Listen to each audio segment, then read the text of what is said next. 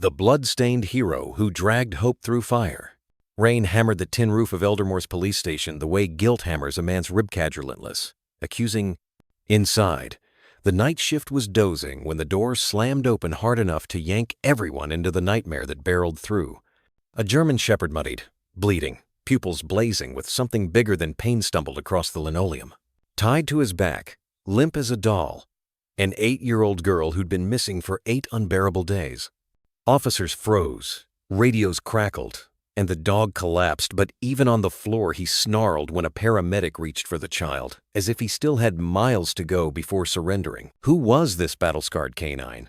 Where had he carried her from? And why did the scars on his flank match wounds left on a murdered journalist no one dared mention? Stay with this story, because the trail this dog is about to retrace will drag us through underground bunkers, corrupt charities, and one family's climb from grief to glory. By the final frame, you'll understand why they called him the treasure hunter, and you'll never look at loyalty or loss the same way again.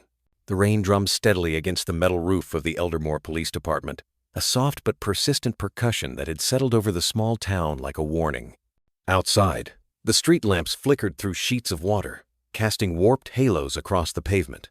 Inside, it was quiet, too quiet for a Wednesday afternoon. Chief Mira Alvarez sat at her desk nursing a lukewarm cup of coffee, reading the same sentence of a case report for the 3rd time. The disappearance of Lena Ray had consumed every moment of the past 8 days. 8 days. No ransom, no credible leads, just a single pink backpack found near an old trailhead and the soundless ache that something terrible had already happened. The search teams had come back empty, and Mira had started preparing herself for the kind of grief she hoped she'd never have to deliver. Then it happened. Boom. The station doors slammed open so hard they ricocheted against the walls. Officers jumped to their feet. Deputy Samuel spilled his coffee across a stack of intake forms. A gust of wet air swept in, and with it, a figure from a nightmare. A German shepherd, soaked to the bone, covered in blood and mud, staggered across the threshold. Its legs trembled with each step, nails slipping slightly on the tile. Draped across its back, tied down with shredded fabric and torn rope, was the limp body of a young girl. Samuels froze mid-step. "Jesus Christ!" he muttered. Mira's chair screeched backward as she stood, her eyes fixed on the impossible image unfolding before her. The dog collapsed just inside the lobby with a muffled grunt, its chest heaving. The girl didn't move. Her hair, darkened with dirt and blood, stuck to her face. Her arms dangled uselessly. But Mira didn't need a name tag to recognize that small frame, those freckled cheeks. "Lena." Her voice cracked as she rushed forward. The moment she knelt, the dog's head jerked up. A deep, guttural snarl rumbled from its throat. One paw-bloodied and shaking moved protectively toward the girl's side. Teeth flashed, lips peeled back. Even dying, it was still guarding her. "Easy," Mira said, both hands up. "It's okay. We're here to help her." "Medic!" Samuel shouted over his shoulder, already pulling out his phone. The commotion triggered motion throughout the station. Paramedics rushed in from the next building, radios crackled to life, and someone began prepping the trauma room. The German shepherd didn't break eye contact with Mira. Its amber eyes glinted, sharp and knowing, despite the blood pooling around its paws. There was intelligence, their intention. This wasn't a stray. This was a soldier. When the medics began cutting the fabric that secured Lena to the dog's back, the animal gave a low, warning growl. A young medic froze. Mira stepped closer and knelt until she was eye level with the dog. "Hey," she said gently. "You got her here. You don't have to fight anymore. Let us help." The growl faded. Slowly, the dog let its head fall to the floor. One medic lifted Lena's wrist. "She's got a pulse. Weak, but present. Breathing shallow. She's hypothermic," another muttered, already unzipping a heat blanket. "Get her into trauma now." They lifted the girl with practiced care, transferring her to a stretcher. Her fingers twitched. A moan escaped her lips. "She's alive," Mira whispered, barely believing it, but her eyes were drawn back to the dog. The shepherd lay in a spreading pool of its own blood. Eyes half closed now, every breath labored. 3 darts protruded from its left shoulder tranquilizer tips. Old puncture wounds crisscrossed its flanks. Fresh lacerations oozed along its ribs. One paw was visibly broken, And yet, it had made it all the way here, carrying her. Samuels crouched beside it, studying the dog's battered form. He's no street mutt. Look at the build. That's a trained K9. Tactical, probably. Special unit. Look at that earnotch scar. That's military. Mira's eyes narrowed. That mark. She leaned in. Number. It can't be. Then the door creaked open again softly. This time, a woman stepped inside, removing a dripping windbreaker to reveal a tailored black suit. Rain glistened in her dark hair, and an FBI badge clipped to her belt caught the light. She didn't say a word at first, only stared at the dog like she recognized a ghost. Agent Moore, Mira said, surprised. I didn't know you were still in Eldermore. The agent stepped forward, her boots echoing across the wet tile. Got a call from a tracker we placed in a shelter dog 3 years ago. Said the signal lit up 10 blocks from here. She knelt slowly beside the shepherd, reached out, and gently touched the notch in its ear. The dog stirred, just barely. It's him, she whispered. His name is Bruno. Samuels glanced between them. Wait, that's Eliza Ray's old dog? I thought he was presumed dead. Moore finished.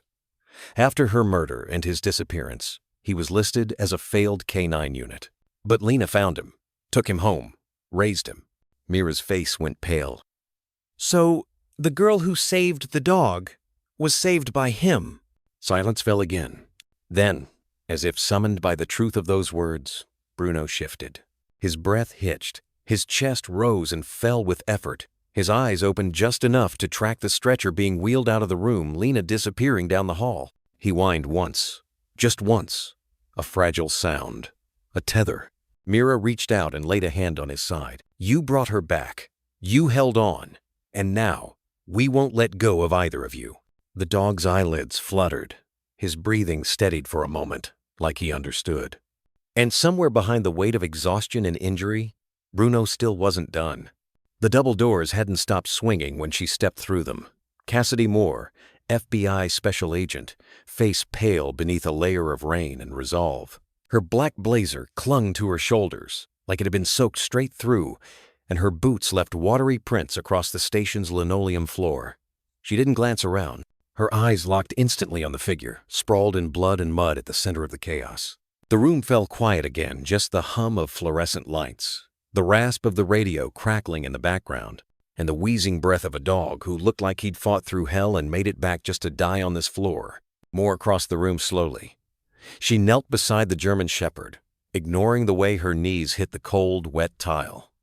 Her fingers reached toward the dog's left ear. It was notched, scarred, like a signature. A clean split down the tip, jagged like it had never been treated properly. Bruno, she whispered, barely audible.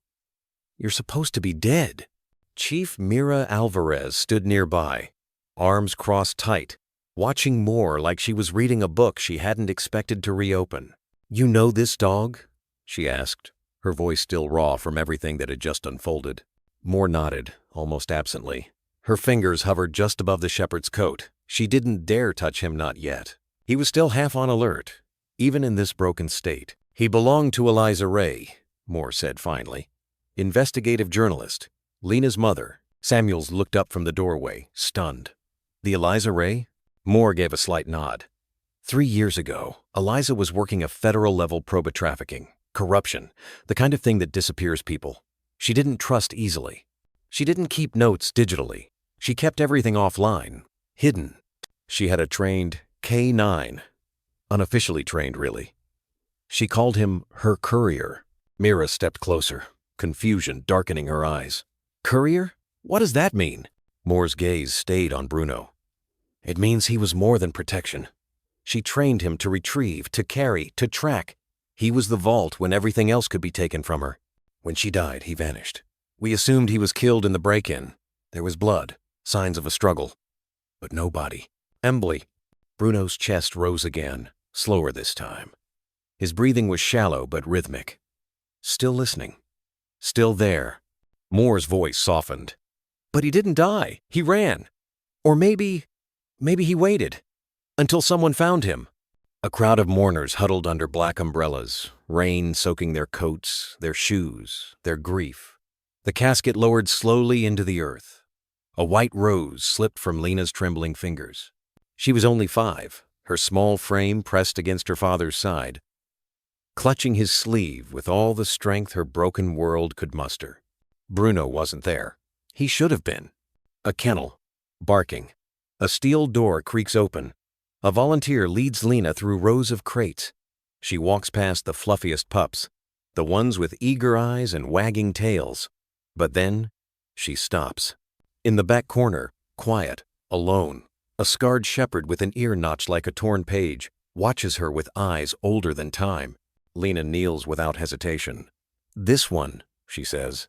His eyes are sad like mine. Flash. Raymond Ray sits in his pickup truck, jaw tight, eyes glazed with whiskey and regret. He doesn't want the dog. Doesn't want reminders. Doesn't want to feel. But Lena is in the back seat, arms around Bruno's neck, refusing to let go. "I'm not leaving him," she says. "He's ours." Back in the present, Moore exhaled like she hadn't realized she'd been holding her breath. Bruno should have been out of the system completely. No microchip that we could track. No record after the funeral. But Elizagod, she was smart. She'd planted a backup tracker in his harness lining. Something low range, passive until activated. I triggered it last week as a long shot. She looked up at Mira now. "That signal went live 40 minutes ago. And now, he's here." Mira was silent for a long beat. Then, "You think he brought her back on purpose?" "I don't think anything," Moore said. "I know it." A medic passed behind them, updating a nurse in a hushed voice. "Girl's stable but weak. Probably hadn't eaten for days. Internal bruising. We'll need to run a trauma panel." Bruno stirred again at the sound. His head barely lifted, but his eyes searched the room, looking for her. "She's okay," Moore whispered, finally placing her hand gently on his back. "You did it." Samuels crouched beside them. "The kid's been missing 8 days. That dog carried her in here with open wounds and tranquilizer darts still in him. I've seen military handlers walk off deployments with less damage." "He survived something," Mira said. "Something huge." Moore looked down at him, this battered, bleeding animal who had once belonged to a woman brave enough to stare down corruption.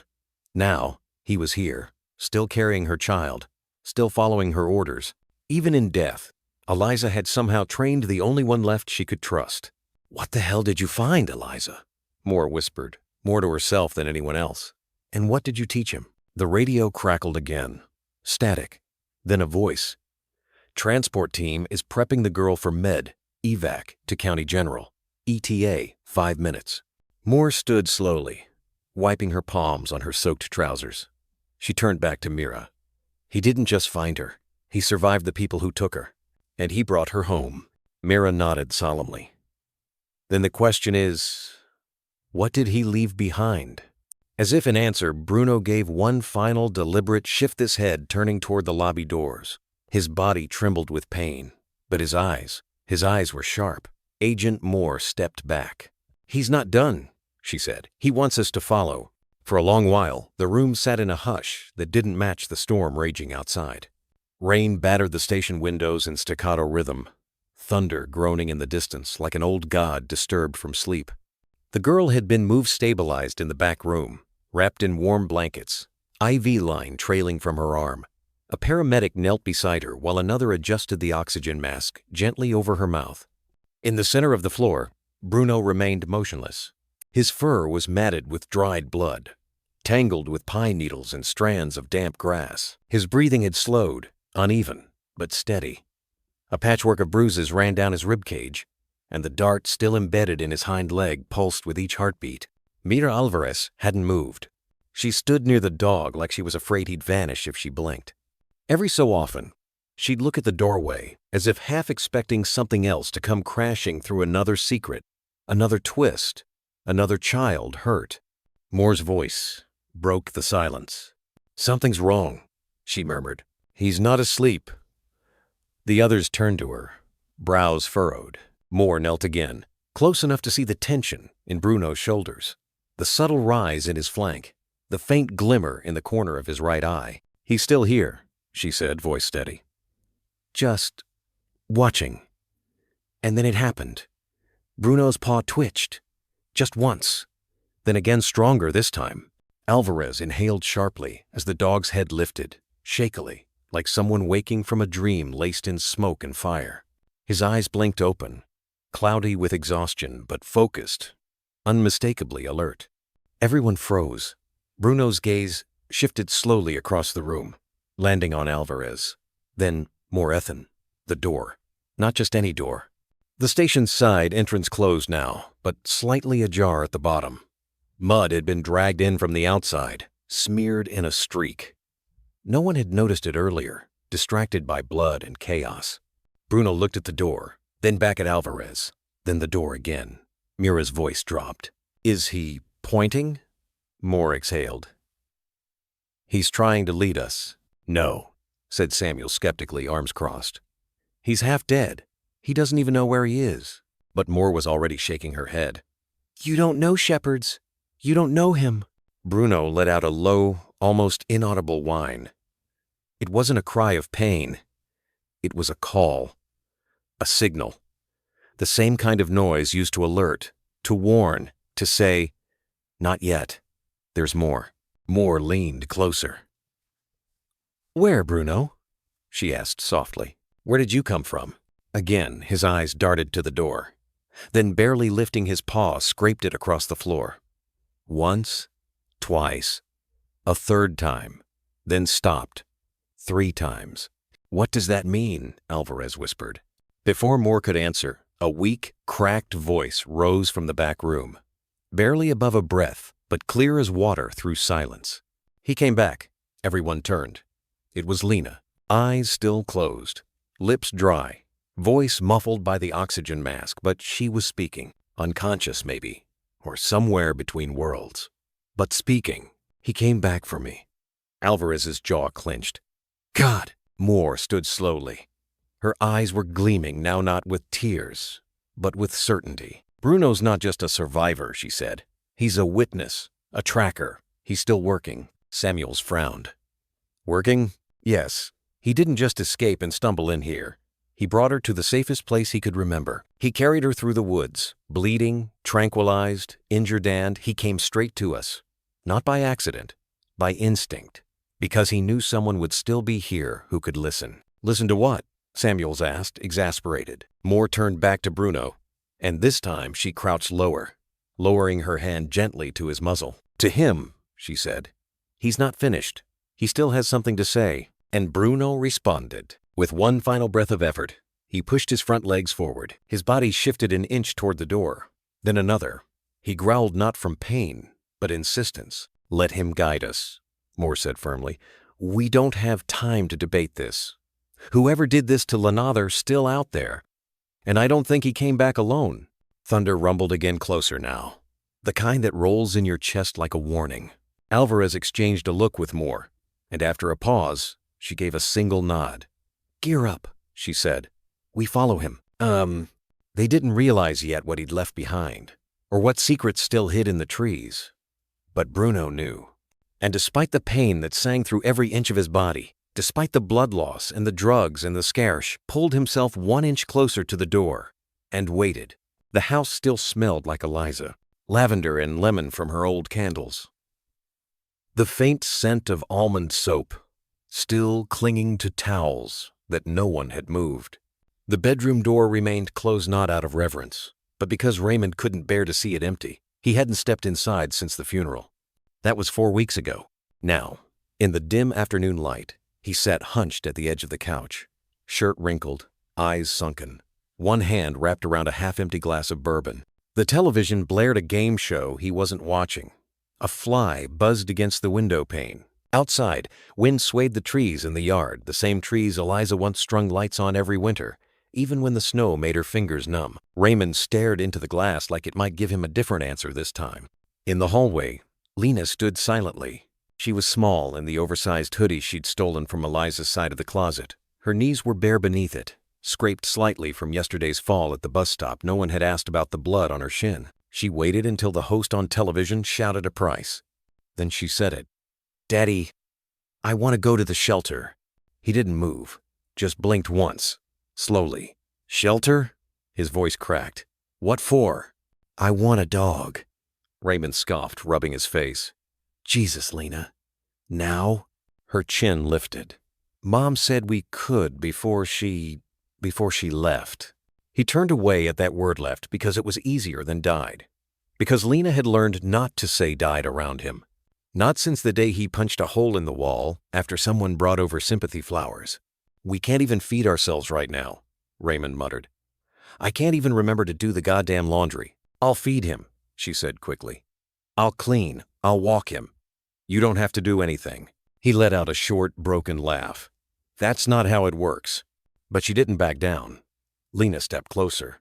You promised me we'd still have something good. Her voice was barely a whisper now. After Mom.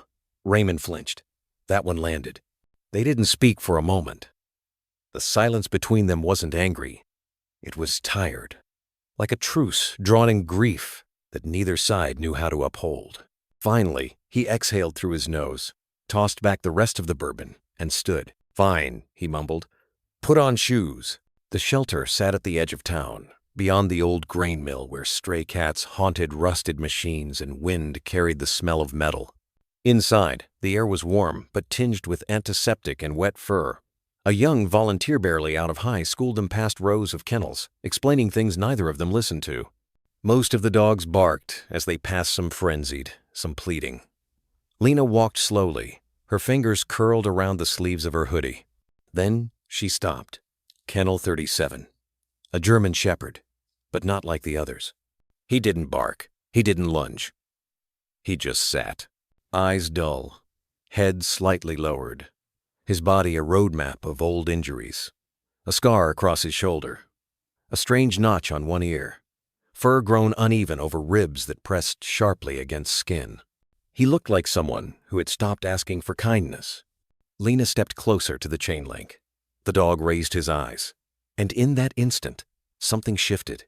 She crouched down, quietly. They stared at each other. Hers were wide and tired. His were older, but just as lost. Then, gently, she placed her hand against the wire. He's sad, she said. Like me. Raymond blinked. Honey, that one. I want him. He's not, look at him, Lena. He's not for kids. Probably some junkyard stray, or I want him. The volunteer returned with a clipboard. Oh. Bruno. Yeah. He came in about 3 weeks ago.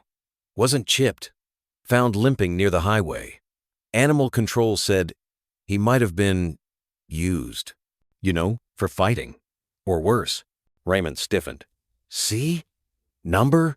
But Lena hadn't moved. Has anyone adopted him yet? She asked. The volunteer shook his head. Honestly, he's been overlooked. Doesn't interact much. He's not aggressive, just detached. Doesn't play. Doesn't respond to names. Vet said there's a chance he'd shut down for good if he doesn't bond soon. Do dogs give up? Lena asked softly. The girl hesitated. Sometimes. Lena turned back to Bruno. She pulled the sleeve of her hoodie up slightly, revealing the small white scar near her elbow from where she'd fallen out of a tree the summer her mom died. It had never healed right. She wasn't sure why she thought he should see it, but she did. I know what that's like, she whispered. And then the dog stood. Slowly. Stiffly. He walked to the edge of the kennel and sat directly in front of her hand. His nose brushed the wire. A single, trembling breath between them. I want him, Lena said again, louder now. And for once Raymond didn't argue. The first time Bruno stepped into the house, it was as if the walls themselves held their breath. His paws were still caked with shelter dust, nails chipped from years of asphalt and chain link. He moved slowly, not out of caution, but habit. A dog used to measuring danger in silence. Raymond barely looked up from his armchair. That rug's from her mother, he muttered, not to anyone in particular. Then he took another sip from the glass in his hand. Eyes fixed on nothing. Lena crouched beside Bruno at the threshold, one hand resting on the side of his neck. His fur was coarse and uneven patchy, in spots where old wounds had left their mark but warm beneath her fingers. This is your home now, she whispered. I promise. Bruno didn't wag his tail. He just stood there, watching, taking in every shadow, every sound, as if remembering what home was supposed to mean. That night, Lena couldn't sleep. She hadn't, really, in weeks. Since Eliza's accident, dreams had become cruel, things twisted memories, dressed in firelight and sirens.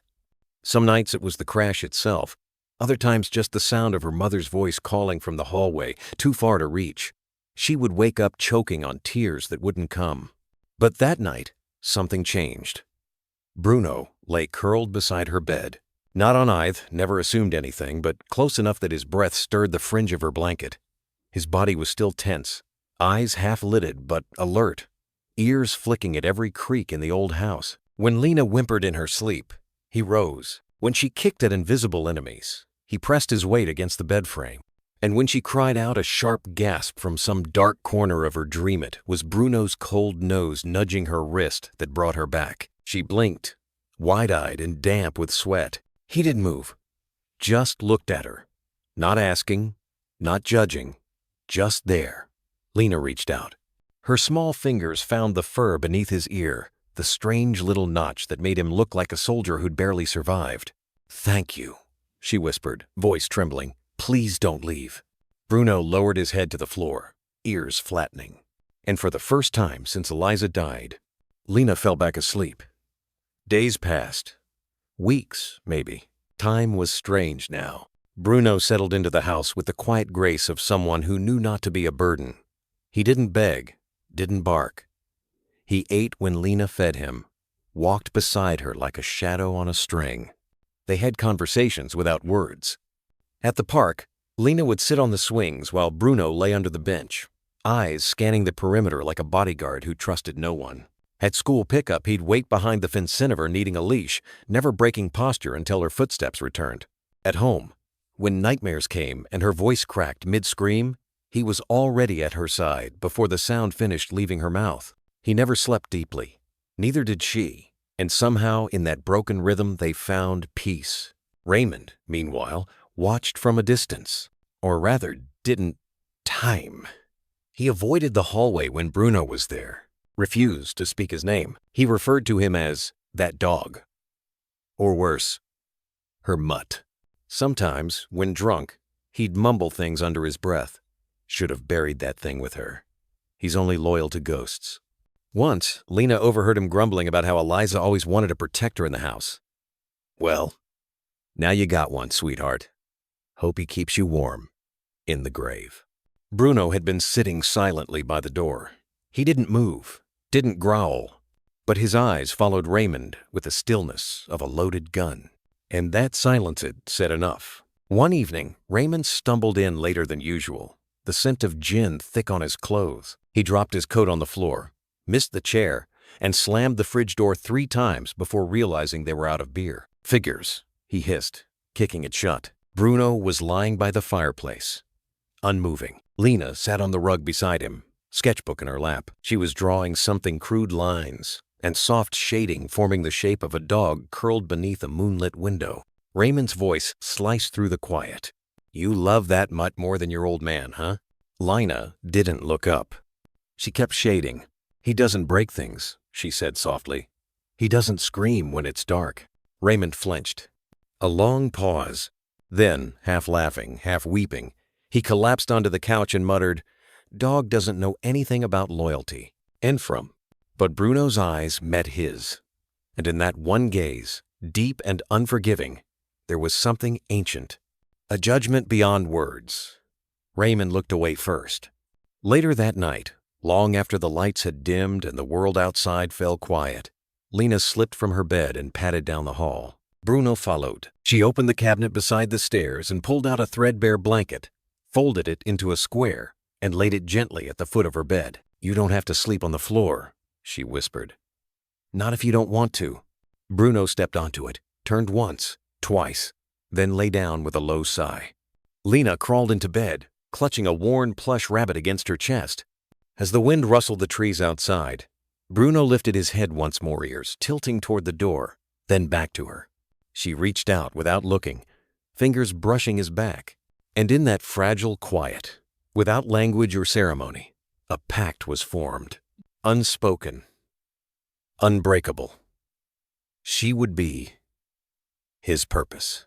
He would be her shield, and no matter how dark the nights got, neither would ever be alone again. The house was silent again. The kind of silence that made old wood creak and wind sound like whispers through the chimney. Moonlight poured in thin silver strands across the hallway, pooling in front of a closed door, the only one in the house Lena was told never to open. Eliza's office. Bruno sat there now, not lying down like he usually did, sitting, still as stone, his ears tilted slightly forward, and his head angled just enough to suggest listening. Every so often, his tail would twitch once almost imperceptibly, not wagging, responding. Lena stepped into the hallway, her socked feet silent on the floor. She hadn't meant to wake up, but something had pulled her from sleep, like a sound she couldn't name, like a thought half whispered in her dream. And now she saw him, Bruno, planted outside her mother's office like a statue, like a soldier guarding a gate no one remembered the key to. "Bruno?"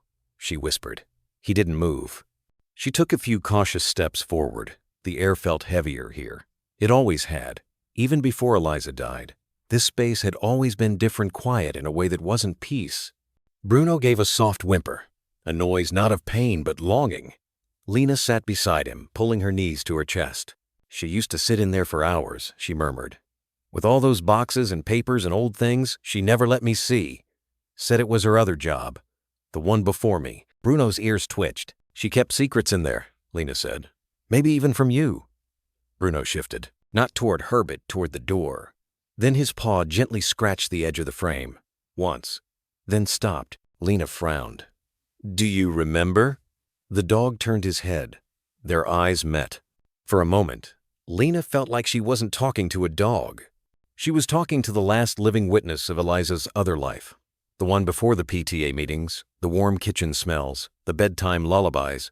The one that smelled like printer ink and gun oil and late-night phone calls in hushed tones. "You loved her too," Lena said, voice barely audible. "That's why you came back." Across the hall, a floorboard creaked. Raymond. He'd been standing there long enough to hear too much. His robe was rumpled, his eyes bloodshot, and in his hand a small envelope, yellowed with time, edges curled, her handwriting on the front. "To be opened only if I'm gone." He held it, like it burned. Bruno didn't growl, didn't bark, but his eyes sharpened. Raymond's fingers twitched. He took one step toward the office door and then stopped. Lena looked up. "Is that from her?" Raymond said nothing. He just stared at the door, at the girl, at the dog. Then, with a bitter exhale, he walked away. Down the hall, through the kitchen past the bottle he didn't pick up this time, and toward the garage.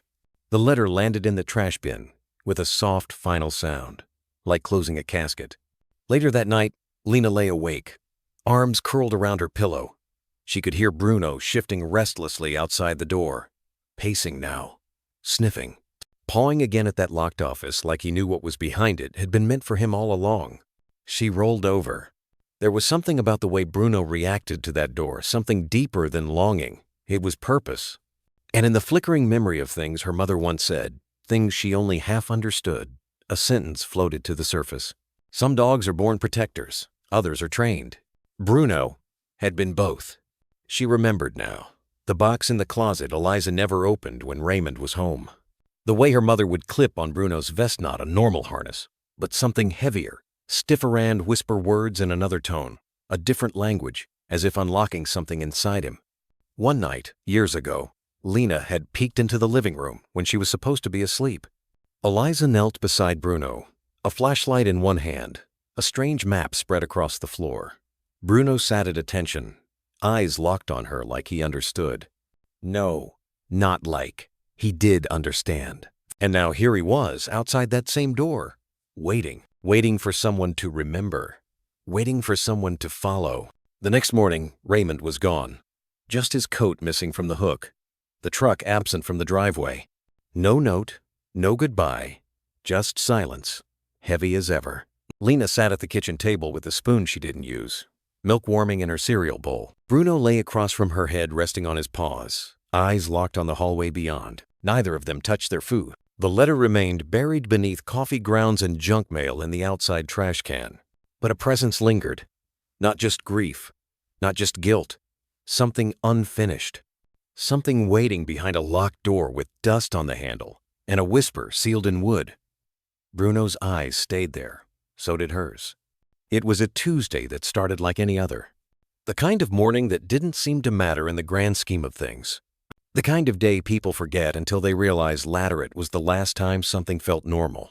The sun had barely risen when the pickup truck rumbled down Sycamore Street, dew still clinging to the windows like stubborn memories. The engine hiccuped once at the corner stop sign before smoothing out. And inside, Raymond kept one hand on the wheel and the other wrapped around a coffee thermos that had long stopped steaming. In the passenger seat, Lena sat quietly, her backpack hugged to her chest. She didn't speak, neither did he. The silence between them had become its own language, a brittle peace carved from shared grief and unspoken blame. Bruno was in the bed of the truck, standing tall despite the jerks of the road, his ears perked and head slightly tilted like he was watching everything at once. The wind tousled the fur on his shoulders, but he stood grounded, eyes flicking between trees, cars, and every passerby. Protective, present. At the school gate, Raymond pulled up to the curb. The engine coughed again. Lena reached for the handle, but hesitated. There was a time when Eliza would have kissed her forehead, adjusted the collar of her sweater, reminded her to be curious but kind. But Eliza was gone, and Raymond was not Eliza. He hadn't said a word the entire ride. Lena opened the door. The air was already warming, the smell of pine mixing with exhaust and wet pavement. She turned before stepping down. "It's library day," she offered softly. Raymond nodded without looking. Bruno let out a single bark, sharp, almost scolding. Lena turned toward him and smiled faintly, the first time her expression softened all morning. "Don't worry," she whispered. "I'll be okay." Then she waved. Not to Raymond, to Bruno. He lowered his head slightly, almost a bow. "Almost a promise." Raymond tapped the steering wheel. The light changed. And just like that, she was gone, disappearing into a sea of backpacks and lunchboxes and chaos that no longer fit her silence. At 3 p.m., the bell rang. Children burst through the doors like sparrows freed from a cage. Laughter echoed across the playground. Parents leaned on car horns, and teachers waved brightly. Lena walked out slower than the others. Her eyes scanned the parking lot, already knowing where to look. The truck was there. Bruno's ears popped up the moment he saw her, his tail wagging gently behind the scratched glass of the rear window. She smiled again, but it faded when she noticed something else. Raymond wasn't in the driver's seat. She stopped walking. The truck was locked, still running. Still parked, perfectly aligned like someone had been precise or careful. But the seat was empty. She glanced around. Parents, teachers, conversations. No sign of Raymond. "Bruno," she called gently. The dog shifted, uneasy. He stared out the window at her, then glanced to the left toward the edge of the schoolyard, where the sidewalk turned sharply into a narrow walking path shaded by tall pines. He stared. Still, too still, like something wasn't right. Lena stepped back, gripping the straps of her backpack. The chill she felt wasn't from the wind. Earlier that day, just before the drop-off, Raymond had been staring straight ahead as he drove, eyes unfocused. There was a red light on 5th and Grace. He stopped, but his foot trembled on the brake. His hand, the one not on the wheel, had drifted toward the inside pocket of his coat, where a worn photo of Eliza remained folded in quarters. He didn't pull it out. He just touched it, then looked at Lena, then away. A moment passed. A moment where the words, "I love you," almost surfaced. Almost. But instead, the light turned green, and Raymond drove on, swallowed by the ordinary weight of a Tuesday. He never said the words. Lena never asked for them. But Bruno saw. He always did. Now, back in the parking lot, a teacher noticed her standing alone. "Lena, everything okay?" She nodded slowly. "I think my dad's coming." The teacher glanced at the idling truck. "He left the engine running?" Lena didn't reply. Bruno barked just once. Not panicked. Alert. The teacher frowned and pulled out her phone. "Maybe I'll just give him a quick call." "Don't," Lena interrupted, her voice barely a whisper. The teacher looked at her, surprised. "Sweetheart?" Lena's eyes filled slowly, not with fear, but the quiet, aching premonition that only children and dogs seem to understand before adults catch up. Something's wrong. She didn't know what. Only that Bruno had gone still. And Raymond had forgotten something.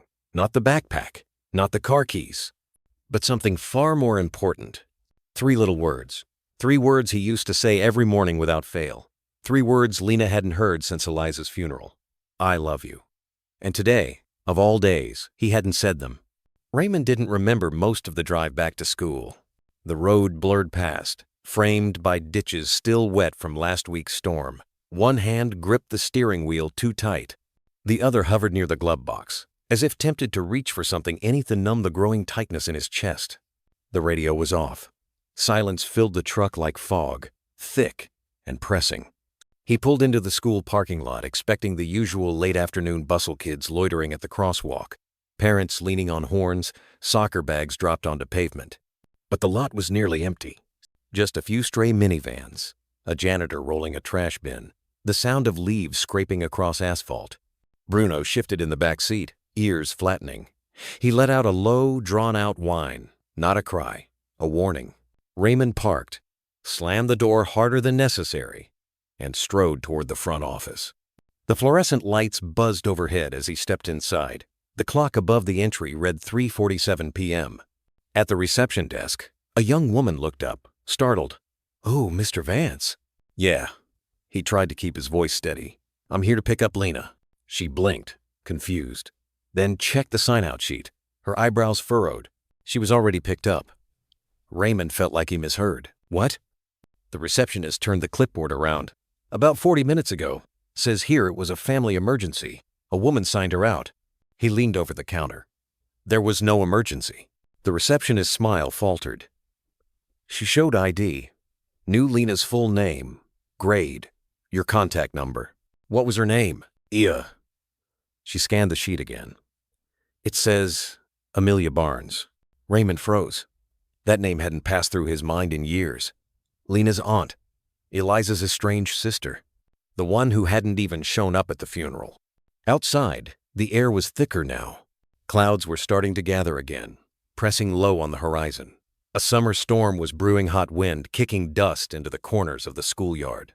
Raymond marched toward the truck, his pulse thudding behind his eyes. "Bruno," he barked as he climbed in. The dog let out a sharp snarl, ears pinning back. He wasn't looking at Raymond. He was looking toward the woods. The narrow tree line that framed the school like a forgotten border. A place no one ever paid attention to unless a ball got kicked too far or a dare went too far. Now, Bruno was on full alert, hackles up, tail stiff. A low growl rumbled from deep in his chest, the kind you didn't hear unless you were paying close attention. Raymond opened the window. "What is it, boy?" Bruno let out a single bark, then another, then 3 rapid ones short, clipped, urgent. His claws scrambled against the back seat as he lunged toward the door. Something was wrong. Raymond followed his gazien for a second. He swore he saw something. Movement, a blur of gray slipping between the trees. Too fast for a person, too smooth for a deer. But something was there. Bruno barked again, now wild, almost frantic. He pushed his snout against the door, pawing at the handle with force that made the metal rattle. His whole body pressed against the glass fighting to get out. Raymond cursed and stepped out. The air outside felt charged. He looked toward the tree line again, narrowing his eyes. "Lena?" he called absurdly. Just in case, just in desperation. But only the wind answered back, rustling through the brittle leaves. Bruno was now whining a high-pitched, anxious sound that Raymond had only heard once before, the day Eliza collapsed in the hallway, right after her final chemo round. That sound haunted him. It sounded like mourning in advance. Bruno dropped into a crouch, eyes trained on the tree line, muscles coiled like a bow. Then he bolted. Before Raymond could react, the door had swung open just enough for Bruno to shove through, paws hitting the ground hard. "Bruno!" Raymond shouted. But the dog didn't slow. He was already tearing across the field, straight for the woods. Raymond gave chase, heart pounding. "Damn it, Bruno J, back here!" But Bruno was gone, swallowed by the trees. Raymond stopped short at the edge of the woods. His breath was ragged. His shirt clung to his back with sweat. No sign of Lena. No sign of Bruno. Just the thickening silence that comes before a storm breaks. Back at the truck, the receptionist had followed him out, looking pale. "I called the district office," she said shakily. "They have no record of Amelia Barnes requesting a pickup. That name isn't even in the emergency contact system." Raymond turned, his voice sharp. "What?" She nodded, holding her phone tightly. "The ID was real, but we checked the visitor log. She wasn't scanned in." "She took my daughter," he said flatly. "I think she did." Thunder rumbled in the distance. Raymond looked toward the trees one more time. He knew Bruno was fast, trained, relentless. If anyone could track her scent, if anyone could find her trail, it was him. But there was something else in his gut now, a twisting feeling beneath the panic. Why Amelia? Why now? And how the hell had she known exactly when to strike? The clock on the dash blinked red. 4:01 p.m. Raymond slammed the door shut, threw the truck into drive, and peeled away from the curb. Somewhere in those woods, a German shepherd was running with everything he had, and somewhere beyond the trees his daughter was missing. Raymond slammed the laundry room door shut, the frame trembling as Bruno scratched from the other side. "Enough," he barked. The German shepherd's claws scraped frantically against the tile, and then came the low, guttural whimper, not of defiance, but of desperation. It rattled Raymond's bones, in a way no thunder ever had. He twisted the lock. Bruno threw himself against the door once, twice, then stopped. Raymond stood there, palm pressed to the wood, trying to breathe through the rage and confusion eating at his ribs. He wanted silence, just a minute of it, to think, to stop everything from falling apart. Outside, the storm had broken. Rain pelted the roof like stones, drowning the gutters and sweeping the porch in silver sheets. Wind howled down the chimney flue like some buried voice trying to claw its way out. And inside the laundry room, Bruno began to howl. Not bark, not whine. Howl. A long, cracking sound that wasn't just noise, it was loss. It rose through the drywall like a siren from something older than memory. It was the sound of something searching across the distance, the kind of cry you could feel behind your eyes, vibrating through your teeth. Raymond shut his own eyes. He hadn't heard that sound since the night Eliza died. Back then, Bruno had let out one single, hollow howl. Just one. Then he had lain beside her hospital bed until the EMTs came. It was 10:22 p.m. Lena's shoes were still by the door. Her pink jacket, the one with the stitched sunflower patch, hung from its usual hook. No phone calls. No answers. Just that signature from a woman who hadn't been in their lives for years. Raymond sat on the bottom step, half drenched in sweat and rain, holding Lena's school folder like it might explain something. Anything. Bruno's howl, deep and broken, rhythmic, like a heartbeat collapsing on itself. Raymond got up, fists clenched, and stalked back toward the laundry room. "Shut up!" he roared through the door. Silence. Then another howl, worse than the first, like it knew what Raymond refused to admit. At 11:12 p.m., the knock came. 3 sharp raps. Authoritative. He opened the door to find Cassidy Moore standing there, soaked to the bone, federal badge tucked into her coat. Her presence, as always, was like a cold splash of reality. "You didn't call me," she said. Her voice didn't accuse it, simply stated. Raymond stepped aside. She entered, dripping rainwater onto the hardwood.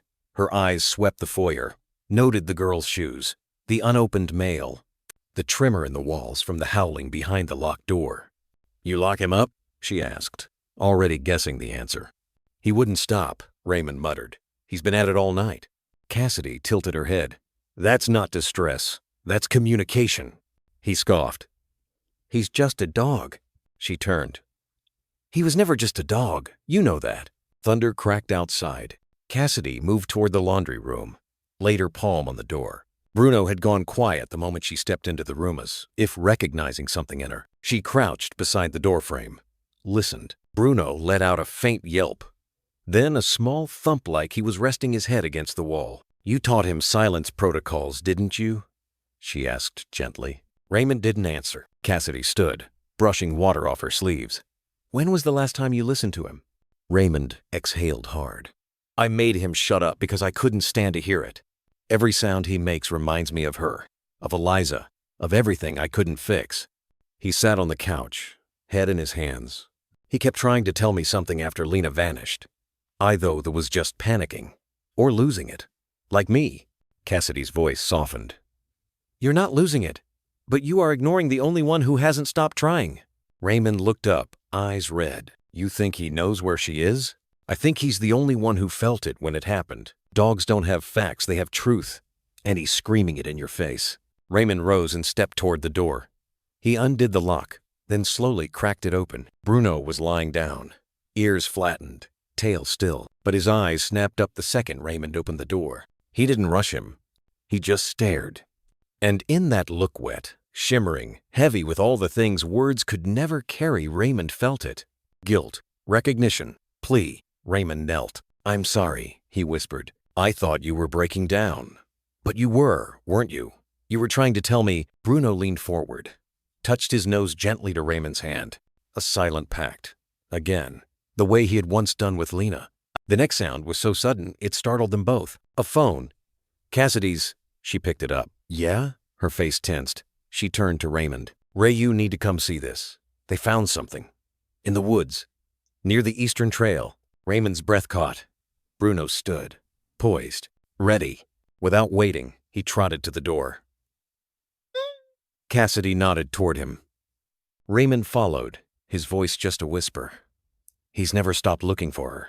Bruno turned his head, just slightly like he'd heard, like he'd forgiven, but not forgotten. The house was too quiet. No claws clicking on the floorboards. No low, steady breathing from the laundry room. No howls. Just a silence that felt a hollow. Raymond blinked as he stepped out of the kitchen, coffee untouched in his hand. It was instinct. Now check the door. Listen for Lena's voice. The shuffle of her backpack dropped by the couch. He kept doing it, though he knew better. The only thing waiting was absence. He stopped in the hallway, gaze narrowing. The laundry room door hung open barely on its hinges. The frame was splintered, claw marks gouged deep into the wood. The bottom panel was cracked, as if something heavy had thrown its weight against it again and again, until it finally gave. He dropped the mug. It shattered, but he didn't flinch. Bruno? Raymond called out. No response.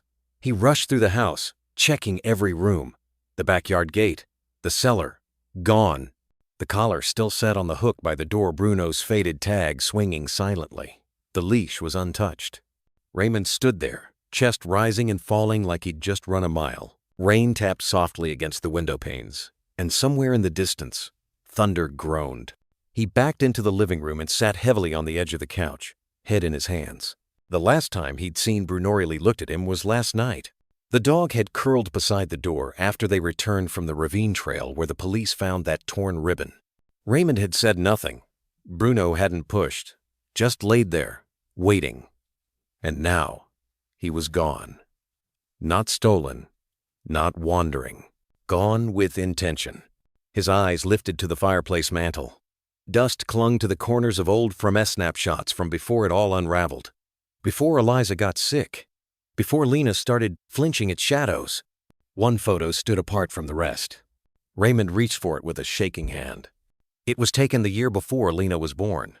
He was standing beside Eliza in front of a red barn upstate, one hand around her waist, the other resting on a young German shepherd's shoulder. Bruno had been barely too thinly alert, already the silent sentinel Eliza believed he was born to be. "You just see a dog," she had whispered once, during a warm July evening. "But I see a memory keeper." Raymond had laughed. "That's poetic." She didn't smile. "He'll remember for both of us when the rest forget." Raymond blinked hard now, thumb brushing across the glass. He thought Bruno had stayed because of Lena. But maybe it was Eliza all along. Maybe he'd been watching this whole time, reading the cues Raymond kept missing, holding on to something none of them could see. And now, he'd acted. The door slammed open behind him. Cassidy Moore stepped in, hair wet, eyes sharp. "Where is he?" Raymond didn't answer. Cassidy saw the door to the laundry room and understood before he said it. "He broke out." "He's never done that before," Raymond muttered. "Not once." Then something changed. Ember. Her voice was steady, but the look in her eyes said more. She was worried.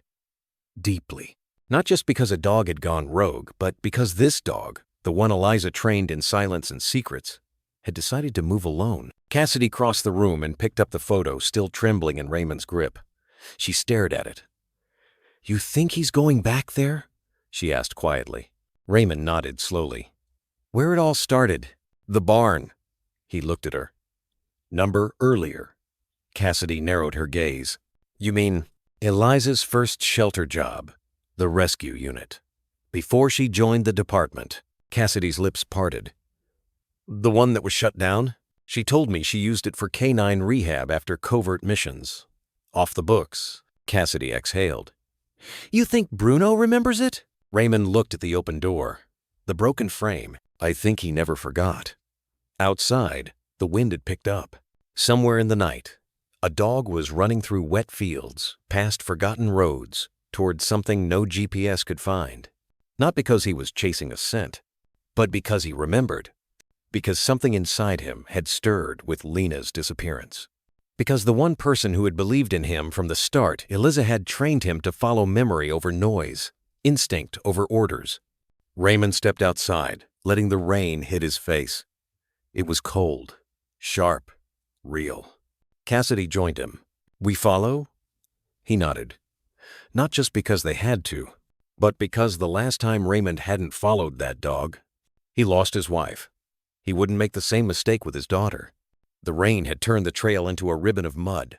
Crescent Ridgeonsea, a place of wildflowers and forgotten trails note, rose before Bruno like a memory made of thorns and ghosts. Trees clawed at the sky, their branches heavy with water, and every step he took was weighted with soaked fur and exhaustion. But he pressed on. Not fast, but steady, deliberate. Each paw landed with purpose, mud clinging like regret. A low growl rumbled in his chest as another branch snapped overhead. He didn't flinch. This place remembered him, even after all this time. And he remembered it too. A younger Bruno, leaner, brighter-eyed, dashing through these same trees beside Eliza. Her voice, calm but firm. "When everything else lies, this place won't. The ridge tells the truth. She would bury scent markers beneath the roots, chalk symbols, steel plates. She made a game of it. Only it wasn't a game. Not all war zones wear uniforms," she once whispered, kneeling beside him. "Sometimes the monsters come dressed like neighbors." She had taught him to find the steel of the hidden doors, the scent of rust beneath rain. Bruno limped now.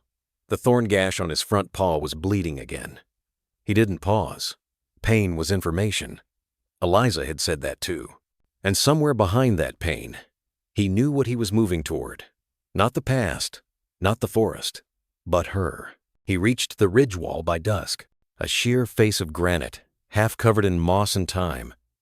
Trees bowed inward like sentinels, and the air felt hollow, as if even the birds knew not to speak here. Bruno circled once, twice, then stopped. He inhaled long and deep. There, buried beneath mold and wet stonetton, he began to dig. His paws scraped at the earth until a dull clang echoed upward. He whined, then stepped back, ears twitching. The panel was still there. Same rectangular cutout Eliza had shown him years ago. She used to say, "No matter who forgets, Bruno remembers." His nose pressed to the edge, where the soil met steel. Something sharp lingered in the scent. Lena. It wasn't recent, but it was real. He pawed harder, barking on sharp, low. A warning, a signal. Then he froze. From beneath the door a sound. Soft, muffled. A breath? A shoe scraping against concrete? He pressed his ear low. And then, a faint sob. Lena. Bruno stood tall, body rigid, tail raised not from aggression but resolve. He turned his head toward the sky and howled, not frantic, not wild-controlled, echoing. A code. The same howl Eliza had trained him with. One she said he'd only ever use when he found something worth risking everything for. And tonight, that was her daughter. Miles away, at a ranger station 2 counties over, a volunteer K-9 unit paused mid-patrol, eyes darting to the dark hills. "I thought you said all the dogs were off duty tonight." The handler furrowed his brow. They are. Then who's that? The howl came again, carried by wind and memory, like an oath that refused to die. Back at the ridge, rain beat harder. Bruno stood guard by the door, soaked to the bone, every muscle trembling, but he didn't move. He couldn't open it, but he could wait and protect. Because somewhere behind that steel and stone, Lena was still alive, and he wasn't leaving without her. The rain eased to a tired drizzle, but inside the granite hollow the air remained breathless, stagnant with damp stone and the copper tinge of old rust.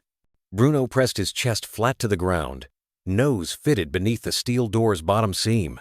His heartbeat thundered in his ears. Nothing. He whined once low, coaxing. Then, like a candle flickering to life, a voice answered, "Bruno?" It was a shred of sound horse, papery, but it carried the shape of Lena's hope. Her lips must have been right against the floor. Her words slid through the crack in broken syllables. "Is it really you?" Bruno rumbled deep in his throat an answer only she would recognize. The same comforting grumble he'd given her under night. Light shadows and nightmare storms. Metal scraped as Lena shifted closer. "Two can't see you," she whispered, shivering. "It's so dark." "Esley." Bruno's paws clawed uselessly at the gap. He shoved his muzzle harder, felt cold steel bite into tender skin. The door didn't budge. "Listen," Lena breathed, urgency threading each word. "There's a man Haratol with a leather coat. He wears the same cologne as the one who hurt Mommy." She coughed, voice cracking. "He said they're moving me tonight." Bruno's ears snapped forward. The scent she spoke of, he knew it. An oily sting of musk and antiseptic that clung to nightmares. Blackwood. Rage battered his ribs, but he forced a steady exhale. Eliza had taught him, "Don't spend emotion you need for survival." "In the hall," Lena continued, "I saw a vent. Small. Near the ceiling, you could fit." Her fingers brushed the gap again, tiny, shaking. "Please, Bruno, please find me." A distant clang echoed down the corridor, boots on grating. Voices rumbled indistinctly. Lena sucked a breaking breath. "Someone's coming." Bruno lifted his head, weighing the corridor versus the wall. Eliza's training whispered through years of muscle memory. If the front is locked, the air will guide you. He snuffled along the baseboard, catching drafts, mapping currents that seeped beneath paint and stone. There a faint whistle at shoulder height where mortar had cracked. He tracked it to the wall's corner. Ivy roots snaked through fractured cement, framing a ventilation grate barely wider than a shoebox. 2 screws held it in place. Bruno jumped once, pause, striking metal, wrenching. The grate rattled but held. Footsteps drew nearer. A flashlight beam sliced across the hall outside Lena's cell. Bruno backed up, then leapt again harder. Metal shrieked. 1 screw snapped. He launched a 3rd time, jaws clamping the grate's edge. With a final vicious shake, the 2nd screw tore free. The grate clanged to the floor. Inside, a narrow shaft, choked with dust, leading into blackness. Bruno glanced at the steel door, the place where Lena waited, then at the corner where shadows birthed approaching danger. He slipped into the shaft without hesitation. The metal scraped fur and skin. Rust kissed blood from his flanks. He wriggled forward, claws dragging him through cobweb dark. Behind him, boot heels stopped at Lena's door. A lock clicked, hinges groaned. Bruno froze, listening. A man's voice, sickly sweet. "Time to go, princess." Lena's reply was too soft to hear, but Bruno felt her fear vibrate the duct. Muscles coiled. He crawled faster, following cool air currents, turning left, downward. Right memory stitching a map of vents Eliza once diagrammed on the kitchen table years ago. A junction opened into a vertical drop. He braced, then plunged, sliding down sheet metal like a bullet in a barrel. The chute spat him onto a grated catwalk above dim fluorescent lights. Below, concrete corridors snaked toward a central chamber where 2 guards paced. Bruno crouched behind pipework, hard hammering. Sweat and gun oil saturated the air. That same cologne lurked beneath it, thick as rot.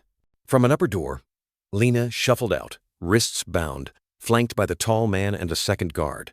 Her eyes were wide, scanning until she found Bruno's silhouette in the rafters. Hope flashed a flicker, gone before the guard noticed. She knew he was there. Bruno waited for the moment Eliza had trained into his bones. Patience is the sharpest knife. The guard glanced away to kick a crate into position. The tall man unlocked a steel side door leading to a loading tunnel and turned his back. Bruno launched. The scene shattered into chaos screams, gunmetal clattering, Lena crying out, but for Bruno the world narrowed to fangs, tendons, and the single blind command thrumming in his blood: protect her. The fight would echo through every corridor, but for now, in the hush between heartbeats, only Lena's faint gasp carried through the ductwork. He found me. And somewhere outside, wind shifted over Crescent Ridge, carrying a lone dog's vow into the night. The bulb in Lena's cell flickered once, then held steady in its usual sickly yellow. She sat on the concrete, knees drawn tight, wrists raw from zip ties. Somewhere behind the walls, water dripped steady, unending, like a clock counting time she couldn't measure. Bootsteps. She stiffened. The guard they called Ox appeared, carrying a dented tray. His key ring jingled like spurs, the stench of bourbon and cigarettes arriving before he did. "Dinner, princess," he sneered, kicking the tray forward. Watery stew splashed across the floor. Then Lena heard it. A breath ragged, close beyond the shadows behind Ox. She glanced past his boot. A darker shape moved. Ox didn't see. As he leaned to lock the cell gate, that shape unfurled silent as fog, coiled with fury. Bruno. His fur was soaked, matted with grime, eyes glowing amber beneath duct filth. Torn skin stretched across taut muscle. Every inch of him screamed one purpose. Ox turned too late. Bruno exploded forward. In 2 strides, he closed the distance, clamping down on Ox's forearm with a crack. The tray clattered. Ox screamed, swinging hard. Bruno didn't let go, twisting, driving the man into steel bars. Blood sprayed the walls. "Get off!" Ox roared, fumbling for his gun. Bruno released, ducked, then lunged again, teeth grazing the neck. The pistol came up. Lena moved. She bolted from the cell, slipping in stew, catching herself on bruised palms. Ox glanced up distracted. Bruno struck the gun hand, fangs closing on fingers. A shot rang out into the ceiling. Dust rained. The weapon dropped. "Run, Lena!" Bruno's eyes commanded. She did. Down the corridor, heart thundering, bare feet slapping through puddles. Behind her, alarms, shouts, chaos. At a fork, she chose the dark corridor, not the ramp where the others would go. Back in the cell block, Ox slammed Bruno against the wall. Bruno shifted weight, launched front paws slamming into Ox's chest, smashing him into bars. Ox sagged. Bruno dropped, nudged the gun farther away, and took off after Lena, leaving red paw prints behind. Lena found a maintenance alcove and hid, hand clamped over her mouth. Above her, footsteps pounded. "Sector 6 move. The mutt's loose." She remembered something her mom once said during hide and seek. "Listen first. Sound tells you which way the wolf is facing." She listened. Voices moved toward the ramp. No one came her way. Thin-soft, panting. Bruno limped into view, tongue lolling, bleeding, but alive. "Bruno," she breathed, crawling out. He checked her nose to cheek, wrists, hair ensuring she was whole. She wrapped her arms around his neck. "Thank you." A truck engine roared in the distance. Doors slammed. They were getting ready to move. Bruno turned, ears tracking. He led Lena toward a narrow vent, labeled on Eliza's old sketch, Service E2. At the end of the hall, a shaft weighted grate hanging, crates stacked below. Bruno nudged them closer, then leapt into the vent first. Lena kissed his torn ear. "I'll follow." She climbed up, crawled into darkness after him. Behind them, faint radio static, distant boots, and Ox's fading moans. But those sounds fell away, because Bruno was in front. And Bruno never lost the trail. The vent led into a reeking storage, bay diesel and mildew. Boxes of ammunition towered like crooked tombstones. One bulb swung overhead, throwing twitchy shadows. Thunder rumbled outside. Bruno landed first, paws sliding. He scanned, ears twitching. Clear. Lena dropped after him, feet touching the cold floor. She spotted a barred window high on the south wall, moonlight leaking through rusted slats. Rain streaked it silver. An exit. Bruno saw it too. He sat beneath it, waiting. But the sill was 6 feet up. Too high for Lena. Worse, 2 iron bars narrowed the opening not wide enough for Bruno. Voices surged beyond the far door. Gunmetal clinks. The guards were regrouping. Time was running out. Bruno lowered himself, shoulders tense, tail stiff. Lena understood. A living ladder. She climbed onto his back, slipping once on wet fur, but steadying with fingers tangled in his ruff. He braced, muscles contracting under her weight as he rosy a pillar of scarred loyalty. Lena stretched upward, fingertips grazing cold stone. She clawed for purchase. Nails scraped mortar. Not enough. Bruno repositioned, front paws on a crate, boosting her another precious inch. She grunted, stretched, caught the sill. A sliver of sky greeted herrinky black, roaring with rain and promise. She hauled herself until her shoulders wedged between the bars. Pain shot through her bruised ribs. She bit her lip and pushed harder, wriggling like a mouse through lattice. Behind her, Bruno growled a low warning. Flashlights danced beneath the storage door's gap. Voices grew clearer. "Check every bay! Dogs bleeding trails easy! Shoot on sight!" Lena's heart jackhammered. She gulped night air, tasted iron and rain. One last kicker hip slid free. She tumbled into darkness outside, landing in knee-deep weeds that slapped her skin with icy kisses. Wind howled, whipping her hair across her face. The forest loomed a dozen yards off, but she pivoted back to the window, hands clasping the cold bars. Bruno's face appeared, framed in moonlight, eyes luminous, breath fogging the glass. He nudged the barsanse twice, but they held firm. Too narrow, too cruel. Tears blurred Lena's vision. "Bruno, come." He shoved again, teeth scraping rust. Nothing. Frustration rumbled in his chest. In the hall, a door slammed. Boots pounded nearer. "Not big enough," she sobbed, realization piercing her like frost. "You can't fit." Bruno met her gaze.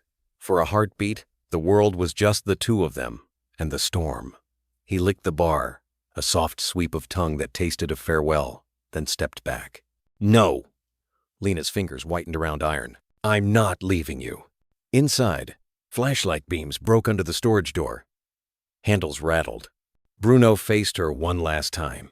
He tipped his head small, decisive. A command she once practiced in their backyard when play turned into training. When Eliza whispered, "Sometimes the hardest order is goodbye." Lena choked on a sob. "I'll come back for you," she promised, voice splintering. "I swear." From the hall came the metallic snap of a bolt being drawn. Bruno swung away from the window, squared his shoulders to the door. Every hair along his spine lifted, tail rigid like a battle standard. Blood dripped from his earlier wounds, pooling at his paws-red stars on filthy concrete. The latch clattered. Lena forced herself to her feet. She backed toward the tree line, eyes glued to the window until Bruno's silhouette vanished into shadow. Inside, the door burst open. Shouting, a roar deep, thunderous. Gunfire cracked, echoing across rock and rain. Lena turned and ran through whipping grass and splintering branches hot on her cheeks, heart carrying one echo above roaring blood. He stayed so I could go. And somewhere behind her, in a bunker carved from secrets and stone, a German shepherd launched himself into the flood of incoming guards, embodying every ounce of ferocity and devotion Eliza ever poured into him. The sky answered with lightning. The night swallowed her footsteps, but her promise, that thin, trembling string stayed taut between them, pulling her forward. She would come back. She had to, because Bruno was holding the darkness at bay, and he could not hold it forever.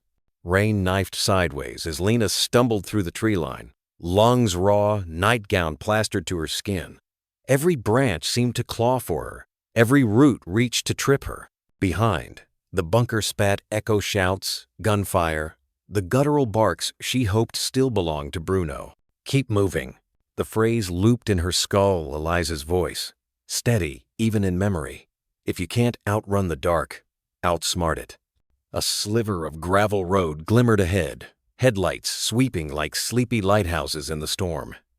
Lena pushed through wet brush and burst onto the shoulder knees buckling. A horn blared. Tires skidded. A sedan jerked to a stop feet away. The driver's door flew open. "Lena, doctor." Marin Lowell, the town's gentle-eyed veterinarian, sprinted toward her, white coat flapping like a frayed flag. Rain streaked her glasses. Flashlight beam jittered in her fist. Lena's relief hit so hard it stole her breath. She collapsed into Marin's arms. Saved me, she sobbed. Bruno's still inside. Marin wrapped her in the coat, warm and smelling faintly of antiseptic, and Lena's nose twitched something else. A cologne she couldn't name, but her bones recognized. Marin stroked Lena's soaked hair. Sweetheart, you're safe now. Let's get you warm. She guided Lena to the passenger door, settling her onto a towel. The car smelled of wet wool and leather seats, maybe. Rain hammered the roof. Marin leaned over, fussing with the seatbelt. Are you hurt anywhere? My wrists. Lena lifted them. Welts ringed the skin. Marin's brow knit. I have a first aid kit. She rummaged in her bag too quickly. Lena thought and produced gauze, antiseptic, a small injector capped in orange plastic. What's that? Just something to calm your nerves. You've had a terrible shock. Eliza's training flickered. Never take medicine you didn't ask for. Lena drew back. I'm okay. Marin's smile tightened. All right, brave girl. She set the injector aside, then reached to close the door, pausing as if remembering something. Your dad's gonna be so relieved. Where is he? Lena asked. Sheriff's office.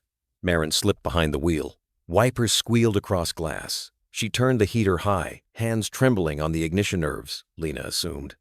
Yet the trembling stopped the moment the engine purred. Marin's shoulders dropped. Her face settled into calm. Too calm. The heater pushed warm air laced with that same cologne sharp, chemical, cloying. Lena's stomach flipped. She'd smelled it in the bunker, soaked into Ox's shirt, lingering on the man who called her princess. Into the silence, Marin's spoke, voice softer than usual. Did you see who took you? Lightning cracked, illuminating the cabin. Lena caught a glint in Marin's eyes, something calculating. Don't know, Lena stammered. Rain drummed a frantic rhythm. Big men. Masks. Marin nodded too quickly, backing onto the road. Did they say where they were taking you next? The question cut. Why would the vet mom's friend need that detail? Not really.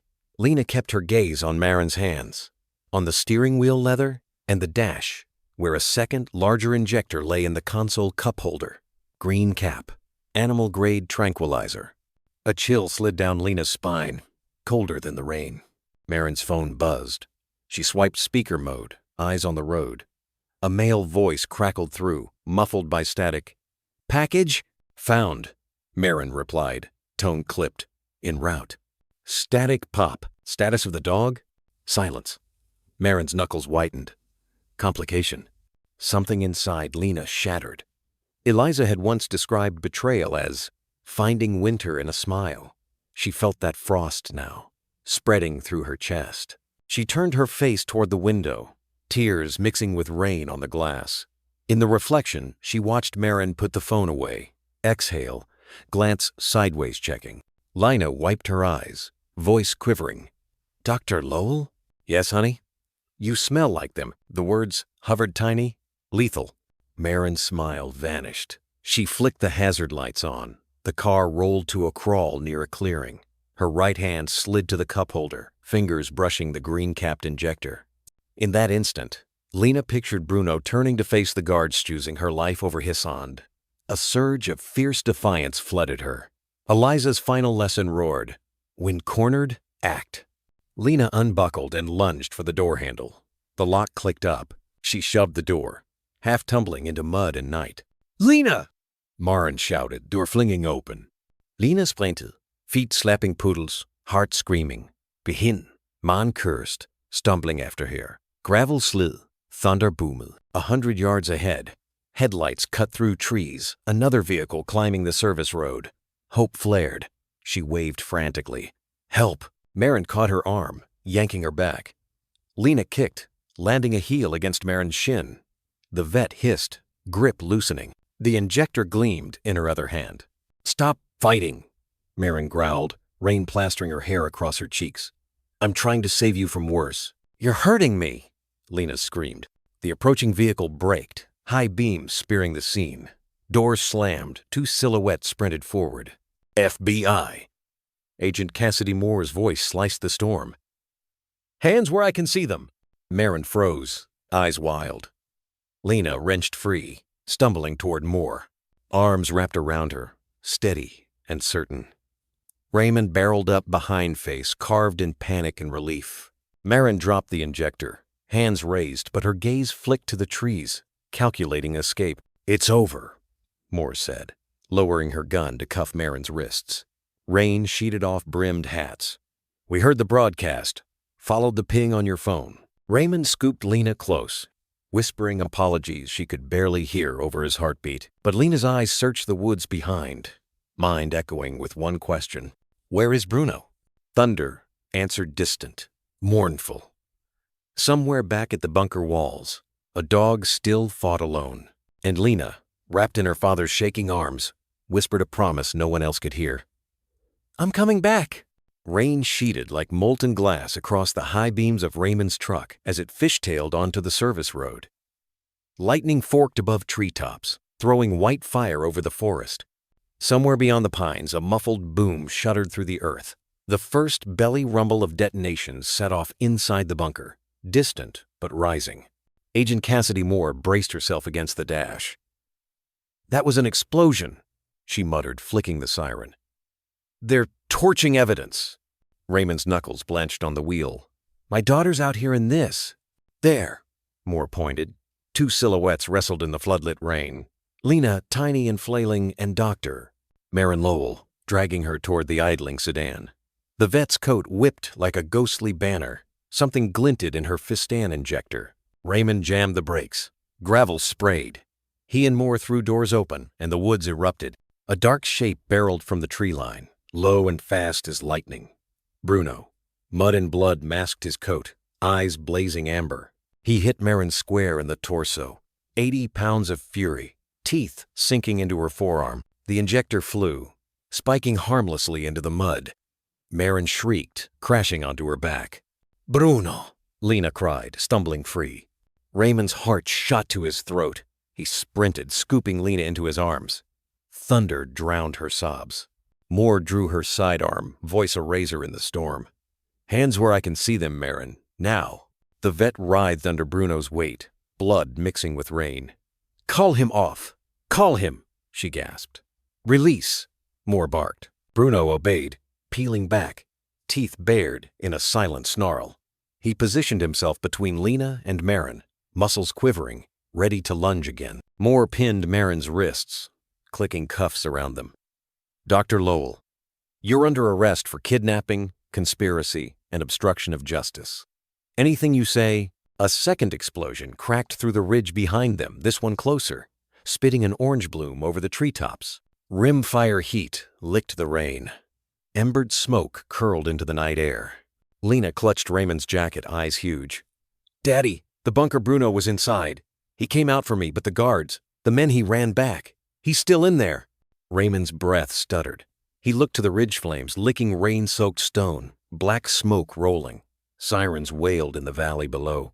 Distant engines fought the incline. Moore finished reading Marin her rights, then shoved her into the mud beside the police cruiser she tailed. Rain pounded their faces. Bruno limped to Lena, nuzzling her bruised wrists, then turned toward the ridge, again ears pricked, tail rigid. Raymond gripped Moore's arm. "He wants to go back." "He can't, Jack," Moore said, voice shredded. "That bunker's a kiln now. Anyone still inside." A third blast boomed, and a geyser of sparks soared skyward, safety lights clattering like dying stars. Bruno growled, tugging at the air, desperate to return. Lena shook her head, tears mingling with rain. "Mom trained him to protect evidence, to guard the truth. He thinks it's still in there. He's going to die for it." Moore's jaw tightened. "Then we get what he fought for." She keyed her radio. "Unit 7, we have the target in custody. I need a search and rescue team at Crescent Ridge entrance, Delta Live fire and possible structural collapse. And bring a K9 trauma kit." Crackling static answered. ETA 5. Raymond crouched beside Bruno, rain drumming his shoulders. "Buddy, you did it. She's safe." He stroked the matted fur, feeling tremors beneath shock, exhaustion, relentless resolve. "You don't have to go back. Bruno's gaze flicked from Raymond to Lena to the burning ridgethin. He sank onto his haunches, sides heaving. A faint whine slipped between his teeth. The final explosion had gutted his last reserve. He'd stay not by choice, but necessity. Lena knelt, pressing her forehead to his. "I told you I'd come back," she whispered. "Now you stay. Let the people with badges finish this." Behind them, Moore hauled Marin to her feet. The vet's expression curdled between pain and fury. "You don't understand. Vale will burn every trace," she hissed. "Evidence, kids, dogs, everything. He's purging the ridge." Moore's eyes flared. "Where is he?" Marin spat blood. "Far enough to watch the fireworks." Bruno growled deep, recognizing the name Vale, the scent that clung to Marin, the same stench guiding him through death-dark hallways. For a heartbeat, the dog surged, chain links of muscle ready to strike, but Lena's hand slid to his ear, grounding him. Rain sizzled on distant flames. Moore shoved Marin toward the cruiser. "We'll deal with him next." First responders crested the bin fire truck lights slicing the night, EMT sirens wailing like lament. Raymond scooped Bruno's front legs, half carrying him toward the flashing strobes. Moore hoisted Lena into the ambulance's warm glow. As medics wrapped Bruno's torso in gauze, Lena pressed her palm to his nose. "Rest. The story isn't done, we finish it together." Bruno blinked, breathing steadier, the ridge fire reflecting in his eyes. Raymond looked back once more at the inferno devouring crescent ridge. Sparks spiraled upward, fire meeting rain, truth battling erasure. Somewhere beyond those flames, Thomas Vale was still out there. But tonight, Bruno had dragged the story into the open. And Lena's scream, "He's still in there," was already transforming into a vow. They would pull the rest of the darkness into the light, no matter how hard it fought to stay hidden. Floodlights stabbed at the downpour, washing the blasted slope in stark white as a convoy of black SUVs lurched to a halt. Doors flew open. Tack-suited FBI agents fanned out, night vision goggles flickering emerald. Fire crews doused the last tongues of flame that licked the bunker mouth, steam erupting in hissing clouds. The forest crackled under the hiss rain meeting ember, lies meeting oxygen. Agent Cassidy Moore climbed from the lead truck, radio pressed to her ear. Perimeter sealed. Thermal shows no live heat signatures except Search Team Bravo. She glanced at the charred breach where reinforced steel had peeled like a sardine lid. "Let's go get our ghosts." 2 canine handlers advanced first, muzzles on their German Shepherd partners. Bruno, swaddled in triage gauze, tried to rise from the medic blanket at the command truck-limp tail thumping with frustration. Raymond knelt, one arm bandaged, the other locking around Bruno's chest. "You already did enough, soldier. Let them work." The dog's ears flattened, but he sank back, panting clouds into the frigid night. Inside the cratered vestibule, concrete still radiated heat from shaped charge fire. Jagged rebar curled like ribs. Agents moved in 2x2 slices, rifles sweeping. Moore's voice echoed off soot-smeared corridors. "Watch overhead. Secondary blasts possible." Her boots crunched on a mosaic of shattered vial statives, ketamine, adrenaline all sizzling into chemical mud. They reached the corridor where Bruno had fought. Blood streaks canine and human crossed the floor in violent brushstrokes. A toppled metal table smoldered at one end, an overturned crate of restraints at the other. Ox's body lay crumpled against the wall, throat bandaged in a futile tourniquet of his own shirt. He was breathing shallow, eyes glassy with fear as agents cuffed him. Moore knelt, yanking his collar. "Where's Vale?" Ox wheezed, spittle flecking his lips. "Gone," said there's a bigger stage. "Where?" she barked, a weak grin. "Ask the dog." Then unconsciousness washed him blank. Moore's jaw tightened. "Bag everything." Evidence techs swarmed, photographing, tagging, lifting fingerprints off shell casings. In a side room, an agent kicked over a supply crate bundles of forged passports, burner phones, flash drives. Another found a metal rack strung with leather restraints sized for children, each neatly labeled with initials. Rage rippled through the unit. Visors hid clenched teeth. "Ma'am." A tech waved Moore into the main chamber. Half the ceiling had collapsed, burying desks and file cabinets under tons of rubble. Fire retardant clung like snow to blackened computers. Thermals reading a heat pocket, "Here might be a survivor." "Or a corpse we need to ID." Moore signaled 4 agents. Shovels. Quiet. They pried slabs of cracked concrete aside, Under twisted girders, something shifted, first a paw, then a snout matted with ash. "It's a dog," someone murmured. Bruno's scent hit more before her eyes registered the markings. Sable coat, left ear stapled with a brass ID tag, flank etched by fresh burns. Not Bruno, another shepherd. She crouched, pulse hammering. The dog wheezed, eyes fluttering. "Easy, girl." Moore slid fingers under her collar and read the faded emboss. K9. Echo. One of the lost ones Eliza's files had hinted at. Echo tried to stand. A whimper cracked from her throat. Moore waved medics over. Behind them, debris shifted, a gain groan of metal. Cough of Dustin. Bruno's growl rumbled from the hallway. He had dragged himself inside, IV dangling, jacket ripped away by stubborn jaws. Raymond hustled behind. "He bolted. I couldn't hold him." Bruno staggered to the collapse, nose quivering. Echo's ears perked, recognition sparking in exhausted eyes. The two shepherds touched muzzles, and Bruno laid his head across her back as if claiming her survival in place of his own. A medic whispered, "We need a gurney stat." Moore looked to Bruno. "Show me more," she urged softly. Instead of heading deeper, Bruno nosed a half-buried filing cabinet. Moore pried the drawer. Waterlogged folders oozed out shipping manifests, maps of interstate safe houses, ledgers itemizing children like freight, names, ages, prices, a lifetime of convictions and smeared ink. But no Thomas Vale. Radio chatter spiked. Explosives unit found detonator fragments at exit. Charlie manually triggered. One shooter on ATV seen heading east 40 minutes ago. Vale had slipped the net again. Moore exhaled a shaky breath. Fury tamped beneath professional calm. "Get everything boxed and flown to Quantico tonight. We break him with paper cuts if we can't with handcuffs." A rookie called from a side alcove. "Ma'am, something else." He held up a scorched briefcase. Inside, vacuum-sealed vials of clear fluid nestled in foam, each labeled with alphanumeric codes. Next to them, a hard drive, half-melted but maybe salvageable. Biochemical evidence proof of experimentation. Moore's voice was gravel. "This enzyme." Outside, sirens receded as ambulances pulled away. Echo loaded onto one, Bruno onto another despite his protests. Lena, wrapped in silver blanket, pressed her palm to Bruno's kennel window. He answered with a weary wag, eyes soft. Raymond hugged her, whispering, "He'll make it." Moore emerged from the smoke, case files tucked under her arm like a heart she refused to drop. She met Raymond's gaze, rain streaking ash off her face. "Vale's gone," she admitted. "But we have the story Eliza died for. The rest is a hunt." Raymond squeezed Lena tighter. "Then we hunt." Lightning forked behind the smoldering Riginature's gavel-striking sky. Evidence vans rumbled down the road, taillights fading like embers. Inside one, Bruno lay beside Echo the 4, line pulsing.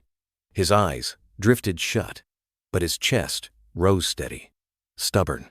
Outside, Moore whispered a promise to the night. "Run, Vale. Run while you can." Because the dog who carried truth through blood and flame was still breathing, and the world would soon hear him bark. Monitors pulsed green constellations in the dim ICU, their soft beeps counting out the fragile cadence of Bruno's heart. He lay on padded bedding, chest wrapped in clean bandages, muzzle flecked white where anesthetic mist still clung. Beside the kennel, Lena dozed in an armchair, fingers threaded through the wired door as though she could hold him in the world by touch alone. Raymond slumped nearby, one boot still muddy, chin on his chest. Agent Cassidy Moore pushed through the double doors carrying 2 coffees and a folder thick with overnight reports. Dr. Patel, lead surgeon, intercepted her with a weary smile. "Vitals are holding," he whispered. "Kidney value's a little high, but transfusion took. He's stubborn." "That makes 2 of them," Moore murmured, nodding toward Lena. She set the coffees on a rolling tray. "Any word on the other shepherd?" "Echo's stable. Thoracic drains working." The vet's eyes softened. "Your team saved more than evidence last night." Moore exhaled, scanning Bruno's kennel. His tactical collar mud-crusted, half-burned had been placed in a sealed bag on the counter. Even caked in debris, it looked strangely intact. "Thicker than regulation standard," she noted again. Eliza never did anything by accident. Mind if I take a look? She asked. Dr. Patel shrugged. It's all yours. We already scanned for embedded RFID, came up negative. Moore donned gloves and lifted the collar. The inner lining felt rigid, not supple. She ran a fingernail along the seam and felt a click barely perceptible. Her pulse leapt. She peeled back the layer to reveal a narrow channel, silicone-sealed, waterproof. Inside, a black micro SD card, no larger than a fingernail. Moore's breath stuck. Bruno, you magnificent courier. She crossed to the nurse's station where a forensic laptop hummed under plastic sheeting. Sliding the card into an adapter, she opened the only file. Eliza. Final. MP. 3 time-stamped. 12 days before her death. Headphones on, she hit play. If you're hearing this, I'm gone. Eliza's voice filled Moore's skull steady, measured, as though reading anchor copy. A choked sound escaped Lena. She was awake, eyes brimming. Moore signaled her closer, passing one headphone. Thomas Vale runs the network. He hides behind Haven Bridge Foundation, Crescent Youth Initiative, and Seraphim Trust. Names, account numbers, dates, shipment routes disguised as veterinary supply. Deliveries vary, Revelation surgical. Finally, Bruno carries this because people can be compromised. A dog only knows loyalty.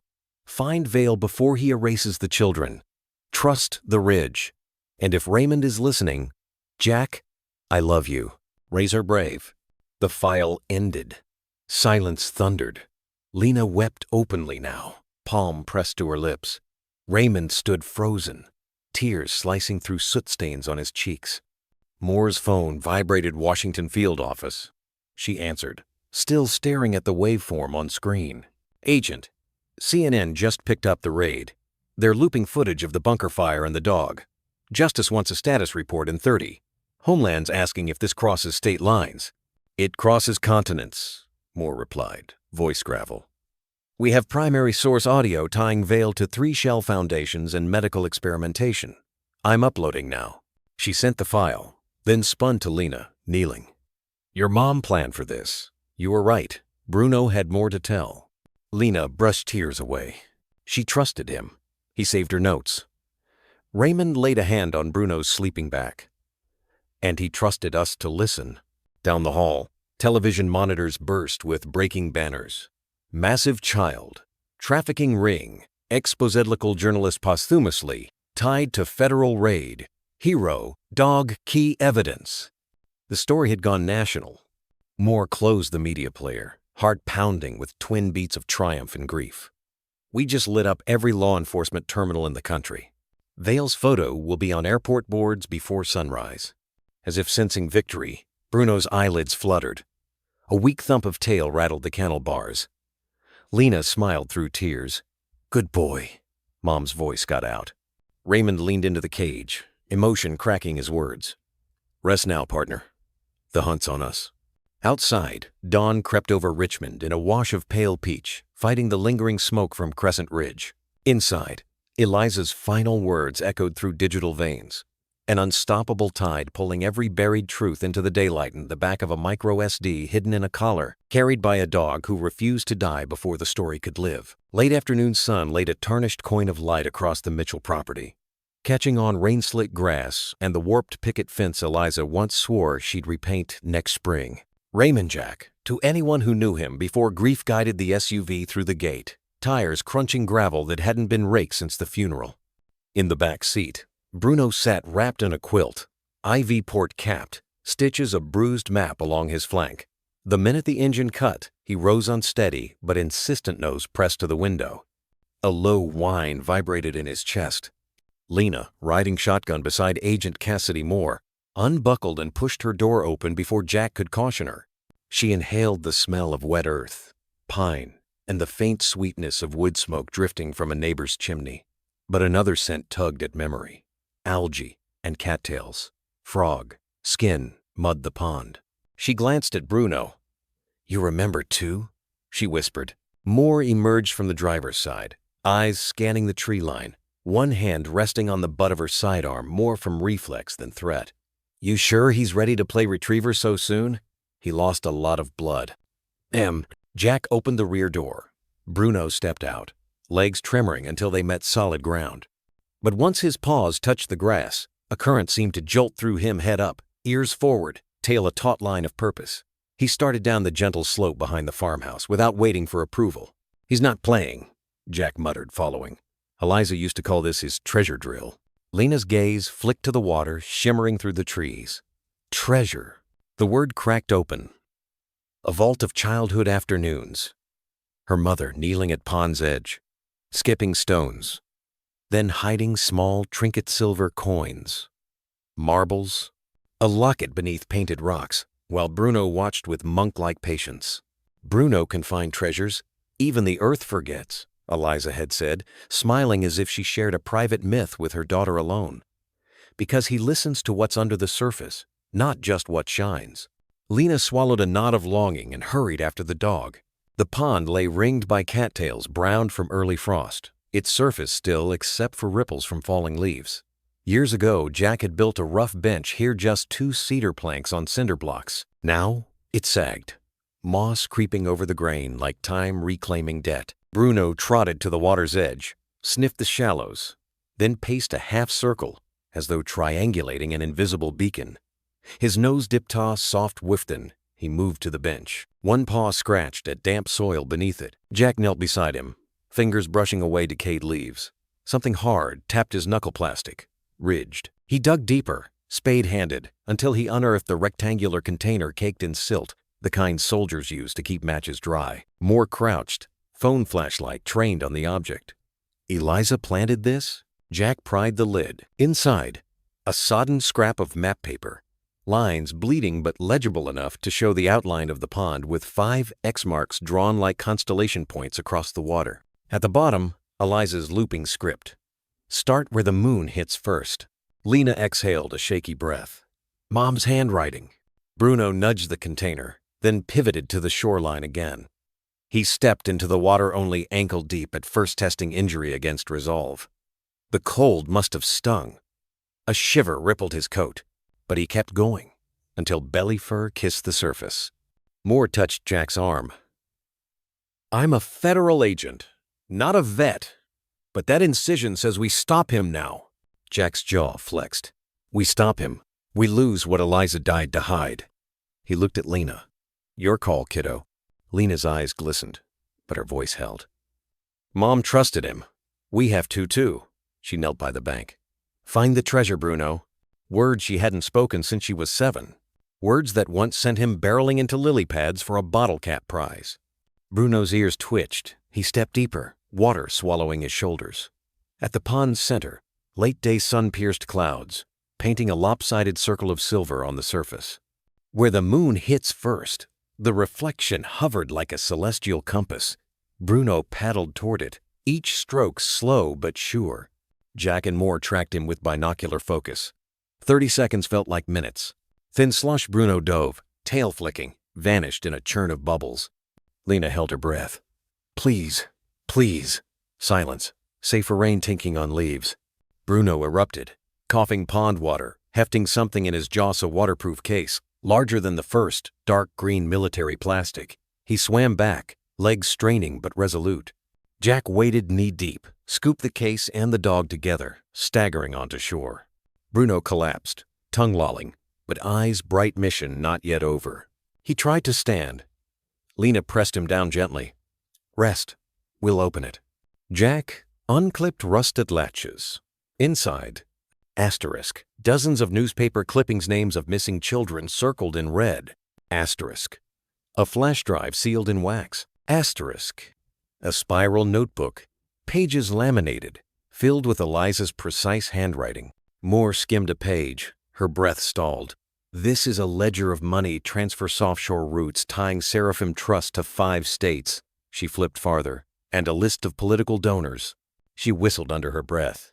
We just crossed from trafficking case to national scandal. Lena's hand rested on Bruno's soggy neck. He remembers where the rest are. She pointed to the 4 remaining X's. We're just at the first moon. Moore glanced at the storm clouds fracturing into evening sky. Helicopter rotors thumped faintly over the Valley News crews prowling the ridge fire. "We retrieve everything before the story mutates." She pulled a radio. "This is Special Agent Moore. Request hazmat dive team. Grid coordinates following. Evidence priority Alpha." Jack looked at Bruno. The dog's chest rose and fell, eyes half closed but content. Jack stroked the damp fur, voice low. "Eliza was right. You're the vault." Lena leaned against her father, watching dusk settle over the pond that kept their secrets. For the first time since the world splintered, she felt the pieces shift toward Holinot because evil was gone, but because the truth was surfacing, one treasure at a time. And somewhere beneath rippling water and reflected sky, Eliza's echo whispered forward, "Trust the dog. He never forgets." Gray clouds sped overhead like the storm couldn't make up its mind. Portable spot lamps ringed the pond, casting hard white beams that sliced the water into trembling pillars. Wind hissed through cattails. Frogs fell silent under the unnatural light. Bruno stood at the edge, bandaged and bruised, IV capped, tail raised like a mast. Medics warned one more plunge could shear his stitches, flood his lungs, stop his heart. But Lena had said treasure, and another rhythm had taken over one stitched by memory, not arteries. She knelt beside him, pressing her forehead to his. "Please be careful," she whispered. "Come back every time." He licked the salt from her cheek and waded in without hesitation. Jack counted seconds the way he had in the Marines. 1, 1,000. 2, 1,000. At 20, Bruno surfaced gasping, teeth clamped on a mud-caked black case. He dropped it at Lena's feet, then collapsed into a shaky sit. Moore and a tech rushed it to the tarp station. Inside, night vision photos children in vans, time-stamped, tagged to Vale's charity fleet. Moore's voice shook. "Chain of custody established." Bruno rose, limped back into the pond. 40 seconds. Lena counted aloud this time, voice like a lifeline. Bruno emerged with a slimmer olive box. His eyes flickered with pain, but his shoulders dared interference. Inside, shipping manifests labeled textbooks and aid rerouted through shell warehouses. Eliza's notes scrawled across pages. "Follow Seraphim Trust to Havenfall." Moore paled. That's a military contractor site. He was hiding it under government grants. Bruno stood trembling, barely breathing. A medic approached. Bruno growled. "Not a threat, a warning." "He says he's not done," Jack muttered. True night settled. Fireflies blinked like muzzle flashes. Bruno dove again. 60 seconds. When he surfaced, dragging a heavy gray case, blood soaked his side. Jack ran in, scooping dog and container. "I've got you, brother." On shore, the last box revealed wire transfers millions routed from Vale's nonprofits to overseas contractors. Dates matched every missing child Eliza had flagged. Eliza's handwriting was everywhere. He was building a network, Moore said, and burying it. Bruno staggered, couldn't walk, but still pointed east. Lena met Jack's eyes. "Mom said 5 treasures. There's one more." Jack nodded, unstrapped his boots. "We finish what she started." Bruno tried to stand again. Jack stopped him gently. "Guide me." The dog lifted his nose, pointing east. Jack dove. 30 seconds later, he surfaced with a navy blue case. On the bank, Lena cradled Bruno's head. "He got it, boy. You can rest now." His tail thumped once. Mission acknowledged. Inside the final case, a flash drive and an envelope marked "To Lena," and Jack opened together. Moore took the drive. Already radioing Quantico. Jack opened the letter with trembling fingers. Eliza's handwriting. "If Bruno found you, then he gave everything. The drive has it all. Vale's contract with Havenfall, the signatures, the dates. Let the world see. But more than that, tell our daughter monsters are mortal. Hold her. Tell her I love her fierce. And Jack let the dog rest. He carried what we couldn't. Now, it's your turn." Jack's eyes blurred. Lena leaned against him, reading quietly. Then her hand found his. Across the pond, floodlights dimmed.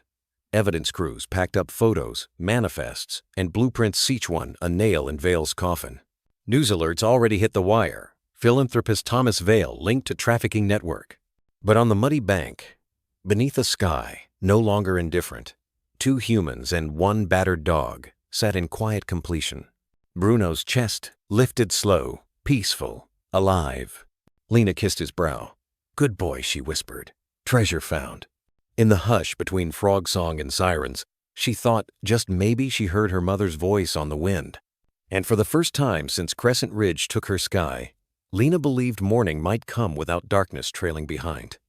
Night pressed its forehead against the windows, fogging the glass with late October breath.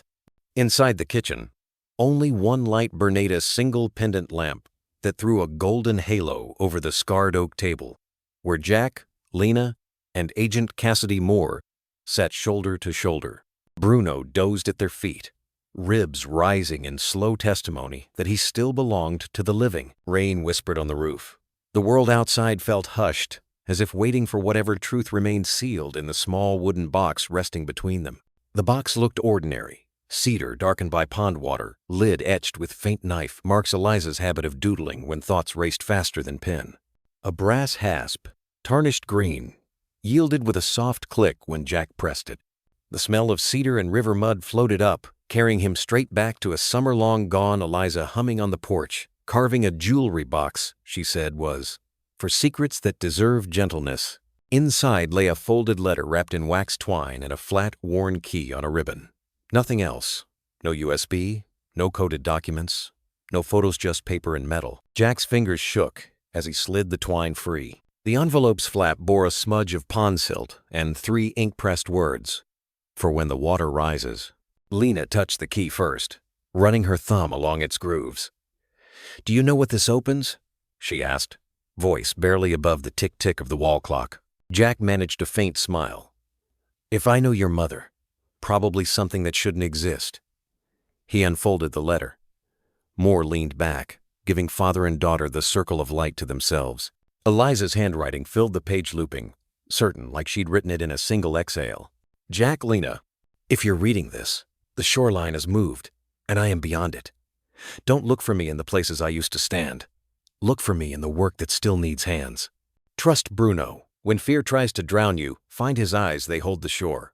Protect Lena the way the tide protects the moon. Pull her forward but never pull her under. And Jack didn't drown. I've hidden every compass you'll need. The key belongs to the attic trunk marked Sebastopol. Inside is my unedited manuscript, the interviews and the names I wouldn't let you read. Ship it to Cassidy when you reach dry ground. If the world doubts the truth, let them chase ghosts. You two know what's real. A dog who never gave up, a daughter made of starlight, and a father who can still choose the surface. I love you more than storms love horizon lines." Ink had blurred at the bottom where pond water seeped, yet her signature remained untouched, a defiant curl beneath the initial. Lena traced the words "Don't drown" with a trembling fingertip. "She always said that when Dad was sad," she murmured, tears sliding unchecked. "Like grief was an ocean." Jack pressed the letter to his chest. The room tilted. For a moment, all he could see was Eliza's laugh on that first date at the pier, wind snarling her hair while she tried to photograph pelicans. He inhaled shakily, tasting cedar and salt and memory. "She left us the map, now we follow." Moore cleared her throat, eyes bright behind professional composure. "The attic trunk, can we trust it's still secure?" Jack nodded. "I padlocked the attic after the funeral. Haven't stepped inside since." "Then we retrieve it tonight," Moore said, decisive. "Evidence chain doesn't sleep." Lena wiped her cheeks. "And after that?" Moore met her gaze. "After that, we make sure the world listens to your mom." Bruno stirred, lifting his head as if to confirm the pledge. His tail thumped once against the floor. Jack reached down, threading his fingers through thick fur, silently thanking the dog for carrying so much weight, letters, drives, faith itself, while the humans learned to breathe again. Outside, thunder rolled in distant apology, retreating into the mountains. Jack folded the letter carefully, slid it back into the cedar box, and clicked the hasp shut. He handed Lena the key. "Your turn to lead, kiddo." She curled the ribbon around her neck like a pendant. In the warm lamplight, her eyes looked older than 9 days ago, but fiercer too. "Let's go find another treasure," she said. And somewhere when the thin, holy space between grief and resolve, Eliza's voice seemed to nod through the walls. The shoreline moves, but the tide remains. The safe house had once been a Ranger lodgestone hearth, pine beams, postcard windows. Now it buzzed like a war room. Tactical sheeting blocked the panes. LED lamps cast harsh angles across laptops and crates. At its center, Jack Mitchell sat silent, elbows on knees, eyes locked on a cedar box. Bruno slept beneath the table, quilt over his ribs. Lena curled against his flank, fingers gripping a ribbon-tied key. Cassidy Moore hovered near a whiteboard, eyes darting across satellite pings. Then the landline rang Rotary, wired through FBI traceware. Head snapped up. Moore hit speaker. Safe house. Static. Then a voice. Smooth, rich, cruel. Evening, Agent. I trust the dog enjoyed his swim. Jack stiffened. Vale. Moore's voice sharpened. Surrender now. We can still stop at life without parole. A chuckle. Let's not pretend. You have files, I have leverage. Jack stepped forward. Touch my daughter and... Jack. Vale crooned, finally playing father. Adorable. Here's the deal. Bring me every backup your wife hid drives, photos. That sweet letterand I let Lena live. She's protected, Jack said. Really? Ask Dr. Lowell how far I reach. And she just vaccinated my dog. Lena stirred. Bruno growled low. Jack's jaw tightened. Old Briar Barn.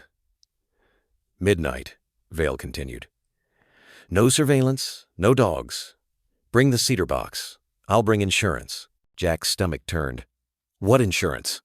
The Echo Boy. 12. Folder 3. Image 7. I'll live for now. But if I smell a wire... Moore slammed mute. He's bluffing. Jack shook his head. We never cleared Hollow Rock. There were holding cells. Blueprints didn't lie. Moore's knuckles whitened. We won't send you in blind. Then we flip the bluff, Jack said. He wants originals. We give him decoys. Moore stared. You're volunteering as bait. Jack nodded. Perimeter team, thermal only. No electronics. Bruno stays behind. Lena approached quietly. Mom said treasure without courage is just metal. He knelt. This isn't treasure, it's a lockpick. We're freeing a kid. Maybe more. She pressed the attic key into his hand. For luck. Bruno whined. Jack pressed his forehead to the shepherds. Guard them. By 11:45 p.m., Jack rode alone in a decoy truck, box beside him, pulse pounding an old marine rhythm. Move, breathe, live. Moore's convoy ghosted 2 miles behind, tracking Vale's last ping. The barn glowed on Satellittia, faint ember in darkness. Jack's grip tightened. Eliza's voice echoed. Pull her forward, never pull her under. If he could save a stranger's son, Lena might grow up in a world where monsters bled daylight. He parked at 11:58. The barn loomed its broken roof, a jagged silhouette. Wind skittered through the siding like breath through teeth. Jack stepped into the weeds, cedar box in hand, breath misting in the cold. A lantern flared behind warped slats. The trap was set, and he was walking straight into it for her. Inside, a lantern cast jaundiced light over warped floorboards. A lone figure waited near the hayloft ladder-black coat, silver hair slicked neat, posture relaxed in a way only wealth or madness can teach. Thomas Vale. At his side stood a boy no older than 12, wrists zip-tied, eyes vacant with practiced terror. Vale's hand rested atop the child's shoulder like ownership. Jack, he greeted, voice smooth as glass. Punctuality. The last refuge of the honorable. Jack advanced 3 steps, box displayed. Release him. Then we talk. Vale's smile deepened. Of course. He produced a tactical knife, sliced the boy's bindings. The child remained statue, still, unsure of freedom. Vale nudged him forward. Go. The boy shuffled toward Jack but froze midway, reading the room reading, Vale's gun still holstered but unsnapped. Jack lowered the box, extended a steady hand. You're safe, son. The boy inched closer, then darted behind Jack's legs like a wounded bird finding brush. Vale clasped his hands. Now the originals. Jack set the cedar box on a feed trough. Come inspect. Vale approached, boots creaking over rotten planks. He flipped the hasp, brows lifting at the sight of sealed envelopes and drives. Pristine, he murmured. Your wife had exquisite instincts. He snapped the lid shut, gaze flicking to the boy. Pity she wasted them on sentiment. Jack's jaw clenched, but his eyes stayed on Vale's right hand, inching toward the holster. You got what you wanted. Let the kid go. Lightning flashed the roof's holes, strobed white. In that heartbeat, Vale's pistol cleared leather, leveled at Jack's chest. Insurance, he said softly. Jack didn't flinch. His pulse hammered, but his training calcified fear into focus. He raised empty palms. Outside, a barn owl screeched 3 quick notes. The prearranged signal. Vale's finger tightened on the trigger, and red laser dots burst across the hay-dusted gloom.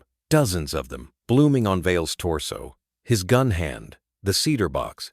Tactical beams swept rafters like a nest of crimson hornets. FBI! Moore's voice thundered from the loft catwalk. Weapon down! On your knees! Boards exploded overhead as agents fast roped through skylight gaps, silencers whispering over cable lines. 2 breached the side door simultaneously, rifles fixed. Vale's eyes widened not fear, but admiration. Very good, Jack. You learned subterfuge. He pivoted, dragging the boy before him as shield. Jack lunged, shoving the child aside. Vale fired powder flashed searing darkness, but the shot went wild, shattering a lantern and plunging half the barn into smoky gloom. Jack tackled Vale. The pistol clattered away. They hit the floor hard, grappling amid splinters and dust. Vale's elbow slammed Jack's ribs. Jack drove a fist into Vale's throat. Pain flared, but adrenaline swallowed it. A spotlight pierced the broken doorway agent, storming. Safety's off. Vale twisted, reaching for a hidden ankle piece. Red dots converged. Don't, Moore roared. Vale froze, gun half drawn, as steel bootsteps encircled him. Jack tore the weapon free, sliding it across the floor. 2 agents pinned Vale, wrenching arms behind his back, cuffs ratcheting.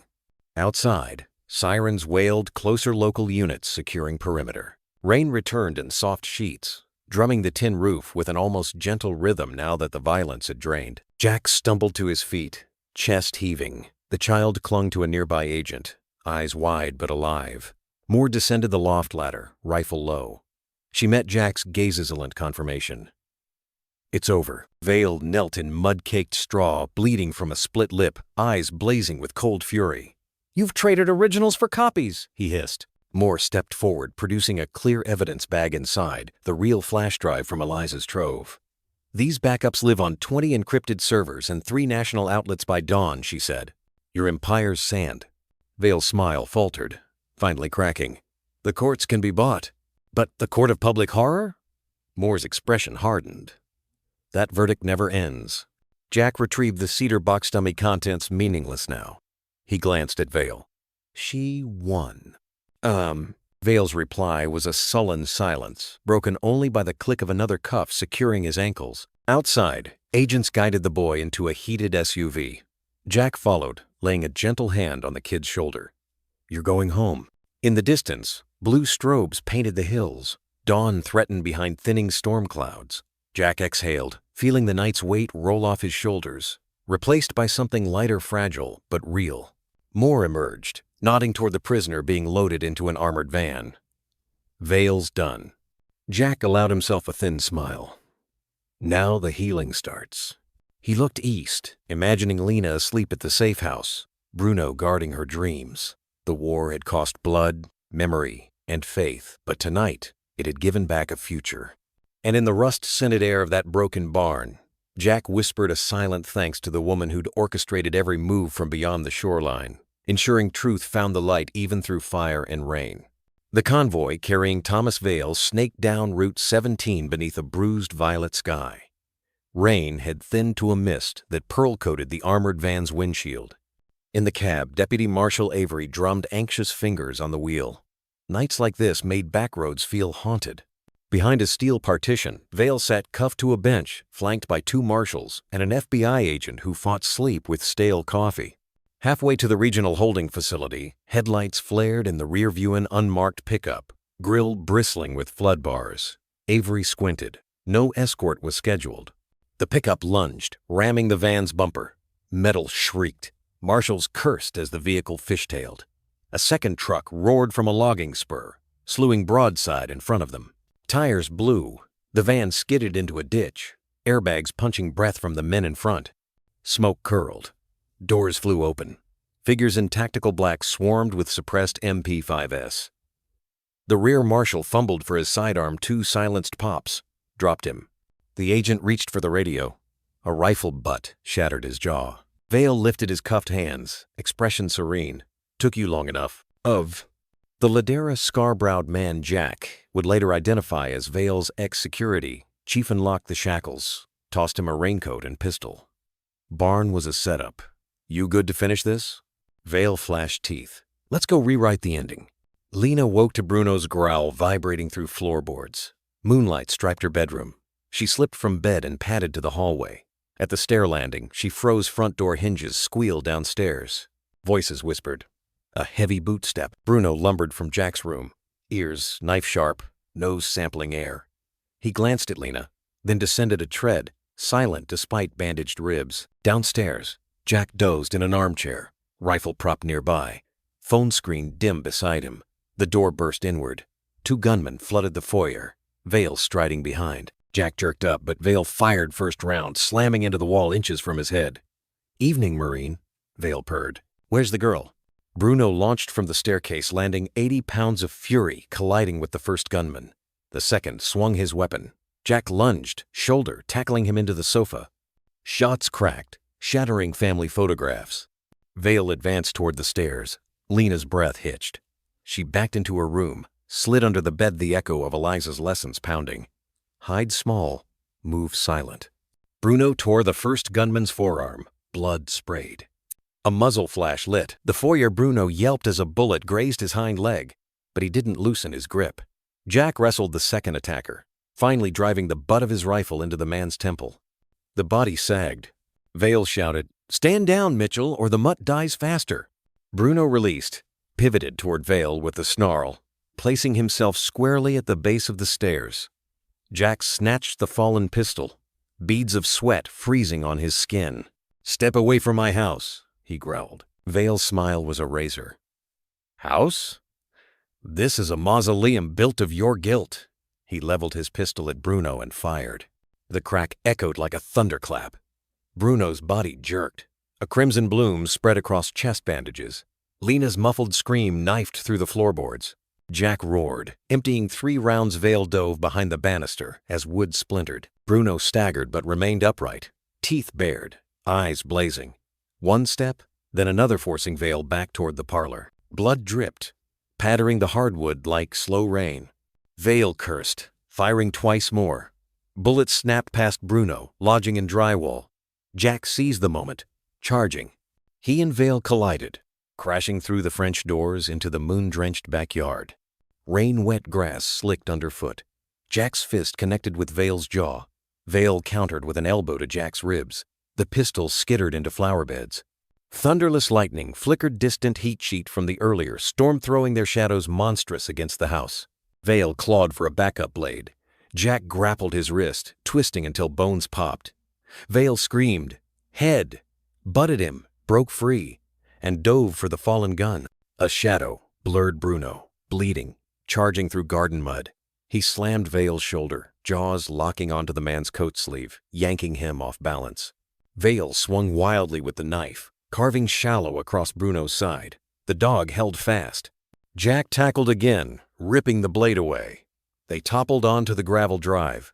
Jack pinned Vale's arm, driving a knee into his spine, forcing him face down. Vale struggled, breath rasping. Sirens wailed in the valley, backup closing fast. Vale spat blood. "Kill me, Jack, otherwise I walk on bail." Jack's eyes burned with every child's photograph he'd seen, every tear Lena shed. His hand tightened on the knife, then he hurled it aside, snapping cuffs onto Vale's wrists with the marshal's precision he'd memorized. Justice lives longer than vengeance. Vale laughed, once hollow bark before agents stormed the yard, red strobes washing the world. They hauled Vale up, reading new rights he might never again hear in free air. Jack turned. Bruno stood swaying, head low, breath wet. Lena sprinted from the porch, pajamas soaked with night dew, tears, silver. She wrapped arms around the dog's neck. Bruno's legs buckled. Jack caught him, easing him to the grass. Blood seeped between his fingers. "Stay with me, soldier," he whispered, voice breaking. Medics rushed in, pressing gauze, starting IVs. Lena stroked Bruno's ear, whispering promises, new sunrises, warm beds, never-ending fetch. The dog's tail tapped once weak, but alive. Overhead, dawn's first glimmer brushed the horizon. Vale was dragged into a squad car, wrists bleeding from too tight steel. Jack watched the door slam, a clicking full stop to the nightmare. He looked down at Lena and Brunadaughter and Guardian tethered by courage. In the hush before ambulances roared away, Jack felt Eliza's final command settle inside him like sunrise. Protect Lena. Don't drown. Tonight, he had done both. And as the farmhouse lights flickered back on, life-battered, stubborn, refused to go dark, the automatic doors of the animal ER burst open. Paramedics wheeled Bruno in on a gurney-soaked Scarlet. Jack sprinted beside, hand clamped over the bullet wound in the shepherd's chest. Lena followed, barefoot and drenched in grief, her father's jacket engulfing her. "BP 50 over palp," Dr. Patel shouted. "Start O-neg, Epitwo milligrams 4. The room swarmed. Clippers buzzed fur, gauze bloomed crimson. Monitors shrieked. Lena stood frozen at the doorway. "He needs to hear me," she rasped, voice cracked raw. Jack squeezed her shoulder permission. He turned back as Patel barked, "Clamp here." The heart monitor flatlined. "Clear!" a nurse cried. The paddles jolted Bruno's body. First shock, nothing. Second, still flat. The resident choked.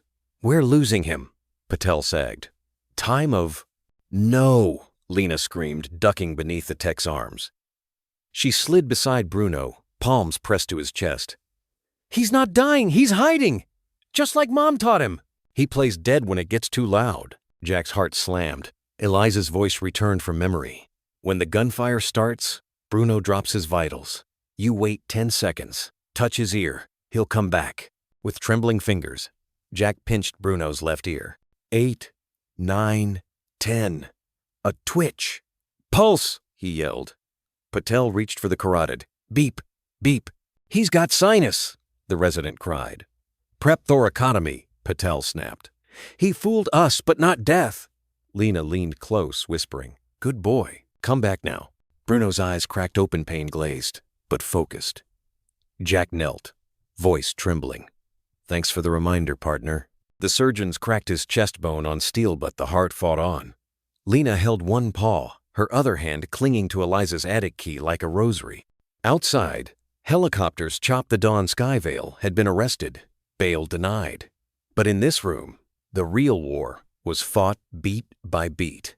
Patel exhaled. "Seals holding. BP at 90. If infection stays away, is got a chance." Jack dropped onto a stool, shaking with relief. Lena rested her cheek against Bruno's bandaged ribs. Through the glass, she watched his chest rise with the monitor's pulse. Moore appeared in the doorway. Wet from rain. Calm. Veils processed. Federal charges incoming. But Lena didn't move. She pressed her hand to the glass and whispered, "Rest, treasure hunter. Mom's map is done. Now heal." The monitor's slow, defiant beep answered Hera, "Sound like a wagging tail." Inside the OR, light bathed Bruno's body in surgical noon. Bullet fragments had shattered on his rib. Now surgeons worked like priests, forceps moving with reverence, clamps sliding on like metallic prayers. "He's holding," said Dr. Singh. "Oxygen 96. Most dogs don't carry missions in their bones," Patel murmured. Outside, Lena and Jack watched through the window. Lena pressed her forehead to the glass. A memory stirred. Eliza's voice teaching her to feel Bruno's heartbeat. "Keep them close. You'll never be lost. Find me, Mom," she whispered. Inside, Patel suctioned blood, revealing a pulsing tear. "Retractor." The steel arms parted Bruno's ribs like a bloom of survival. Pressure dipped. "Hang another unit," Singh called. The monitor steadied. One final shard hovered dangerously close to the heart. "Microforceps," Patel said. He coaxed it free, metal trembling in tweezers. Clink, the shard dropped into a tray. A hush filled the room. They stitched him shut, sealing him with thread finer than breath. Time of closure, 7:09, Patel said. BP 102/60ths. He's a fighter. Lena jumped from her stool. Is he? He's alive, Patel said. If spirit counts, he'll be fetching sticks by Christmas. Lena collapsed into Jack's arms. Thank you, but Patel shook his head. He did the hard part. Your mom trained courage into his marrow. They entered recovery. Bruno's chest rose beneath blankets. Machines breathed for him, but Lena could feel something deeper, a rhythm that had refused to stop. She took his paw and whispered, The map's finished. Rest. The ward smelled of eucalyptus and saline. Afternoon sun striped the linoleum in soft gold. Bruno lay swaddled in a blanket labeled K9 Hero. A cannula puffed oxygen beneath his muzzle. Lena read beside him, her copy of The Call of the Wild worn with Eliza's fingerprints. Jack leaned in the doorway, coffee cold in his grip, watching the two hearts that had pulled him back from the brink. At 4:39, the monitor chirped. Bruno's ears twitched. His eyes tracked Lena's voice. Want to see the sunset? She asked softly. His tail lifted, settled. Dr. Patel approached. We can test mobility, but only if he chooses. Jack nodded. He lives on his terms. Nurses removed the tubes. Bruno breathed deeper, free. His nose twitched Lena's shampoo, Jack's aftershave. Home. Up, boy, Lena whispered. Bruno shifted. Muscles trembled. One forepaw moved. He pushed to sit, wobbling. Then, slowly, agonizingly stood. The room froze. Then erupted. Applause swelled. Nurses, interns, doctors, misty-eyed, silent joy. You're not done yet, Lena whispered. Jack stepped forward, knelt to Bruno's level. We keep going. For her. Bruno's tail thumped. He turned toward the hall, already scouting. They walked, one length of the ward, then back at the far window. Lena led him to the light. Bruno sat in the sun. The rays kissed his fur, soaking through bandages into bone. Outside, headlines roared, Vale arrested. Eliza's truth confirmed. Dog survives impossible odds. Inside, the simpler truth reigned. He stood. He guarded. He stayed. Jack placed a hand on his daughter's back. We're still above water, love. Emphy. And in that golden hush, with dusk blooming like a promise across Richmond's sky, Lena closed her eyes and whispered, Bruno taught us how to breathe again. The Mitchell farmhouse no longer looked like a monument to the past. Fresh cedar siding gleamed honey gold where weather-gray boards once sagged. New shutters, robin egg blue Lena's color-choice framed windows thrown open to let cicada song drift inside.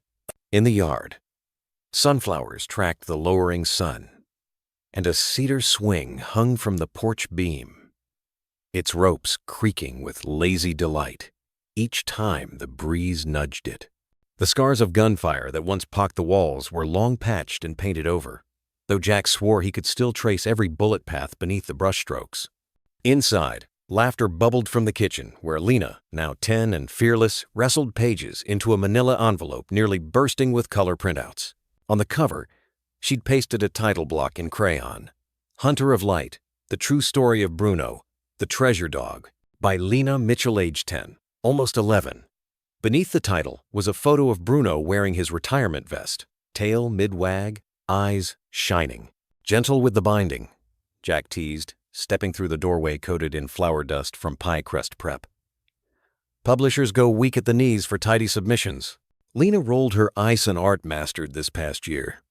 Self-publishing, Dad. Independent. Mom did it with magazines, remember? She slid the packet into a bubble mailer addressed to Heroes for Animals Press, New York. Agent Moore got them to read the first draft and they won a full manuscript. Jack's chest warmed. Your mother would be loud cheering right now. Lena grinned, freckles bright against summer-tanned cheeks. She might say Titan Chapter 3 cut the adverbs. But yes, loud cheering. At the clatter of paws on hardwood, Bruno padded into the doorway, gait still a little stiff in the rear but confident. His ears perked as he assessed father and daughter, then trotted to the water bowl for a long drink. A year of rehab had restored muscle to his frame, though white now frosted his muzzle. Around his neck, his original collar had been retired to a shadow box. In its place, a simple leather band bore a brass tag stamped, "Always Faithful, Forever Family." Oh, trailing him like an uncoordinated comet came Cody, a lanky, copper-brown lab mix recently sprung from the county shelter. His paws seemed 2 sizes too big for his body. Tail wagging, he overshot the bowl, skidded into Bruno, and nearly took them both out. Bruno grumbled a warning, bark born of seniority, but nuzzled the younger dog back toward the water. Cody slurped with noisy joy. Jack chuckled. "He's still learning braking distance." "He'll get there," Lena said, ruffling Cody's floppy ears. "Bruno's teaching him treasure hunts." Outside, an old pickup horn sound data single beep. Lena's friend Sadie from school leaned out the window, waving a fistful of popsicles. Bruno barked hello. Cody bounded in dizzy circles, already high on the promise of company. "Go on," Jack said, shooing her. "I'll load your masterpiece into the truck for mailing." Lena kissed Bruno's head, grabbed 2 popsicles, and raced outside, with Cody storming after her like chaos on springs. Jack watched from the doorway, hands on hips. The yard gleamed with new life. Raised garden beds where he and Lena cultivated tomatoes, a rehab pen in the shade where injured shelter dogs spent weekends under Bruno's watchful gaze. What used to be Eliza's locked office had become a writing nook for Lina splashes of paint on the walls, window flung wide. He kept Eliza's desk there, but added a second chair, space for the stories yet to come. Most mornings, Jack drove into town to volunteer at the shelter that once held Bruno captive to sorrow. He bathed nervous strays, trained them on commands Bruno had drilled into his own bones, and matched them with families searching for healing. Word spread that the dog whisperer who helped crack the Veil case could gentle the fiercest rescue, adoption's sword. After evenings of chores and homework, he and Lena hiked trails Bruno now conquered at a measured pace, Cody bounding ahead. They'd pause at Crescent Ridge, overlook fire-scarred landscape slowly sprouting green again, and share quiet pride in how destruction can seed rebirth. Inside the farmhouse, Jack sealed Lena's manuscript, slid it into the outgoing mail basket, and washed pie flour from his arms. He caught sight of his reflection in the window, silver creeping at his temples, eyes less haunted. Grief still nested in his chest, but now it cohabited with gratitude. A soft bark drew his attention. Bruno stood by the back door, gaze expectant. On a hook above hung a short leather leash rarely needed anymore except for vet runs. But Bruno nosed it, then looked at Jack. Outside, the light had shifted honey-orange shadows long across the pond. "Want your sunset patrol, partner?" Bruno's tail thumped affirmative. Jack looped the leash over his wrist, more ceremony than restraint. They stepped onto the porch where cicadas hummed orchestral. Cody crashed out of the sunflower rose, mouth ringed violet from stolen berries, and skidded to join them, Bruno's patient guardian training clearly a work in progress. They ambled toward the pond, sunlight glazing water like molten copper. At the edge, Bruno paused at his favorite spot, where 1 year ago his blood had seeped into mud mixing with the secret treasures Eliza left behind. Now only a carved stone marker rested there, chiseled with a single phrase Lena insisted upon: "Truth rises." Bruno eased onto his haunches. Cody flopped beside him, panting. Jack sat on the grass, knees to chest, breathing evening air. In the hush, he felt Eliza's absence and presence at once, like wind and the space it leaves inside a sail. He spoke softly to the dogs, to the water, to the sky blushing into dusk. "We're living it. Love every messy, glorious minute." Bruno nudged his shoulder, a gentle punctuation. Cody chased a firefly and fell into the pond with a splash, yelping outrage. Laughter echoed across Stillwater Jack's first unguarded laugh in years. As twilight slipped its indigo blanket over the hills, porch lights clicked on one by one beacons, guiding father, daughter, and their 2 unlikely sentinels back toward the farmhouse that had learned to breathe again. Tomorrow would bring edits and shelter shifts, vet checks and training sessions, school essays, and, undoubtedly, Cody's next spectacular mischief. But tonight, inside the glow of a new chapter, everything felt possible. And on the breeze, if Jack listened hard enough, he could almost hear Eliza whisper her approval into the settling dark, assuring him that treasure, once found, only grows more luminous in the sharing. The old firehouse had never seen so many people.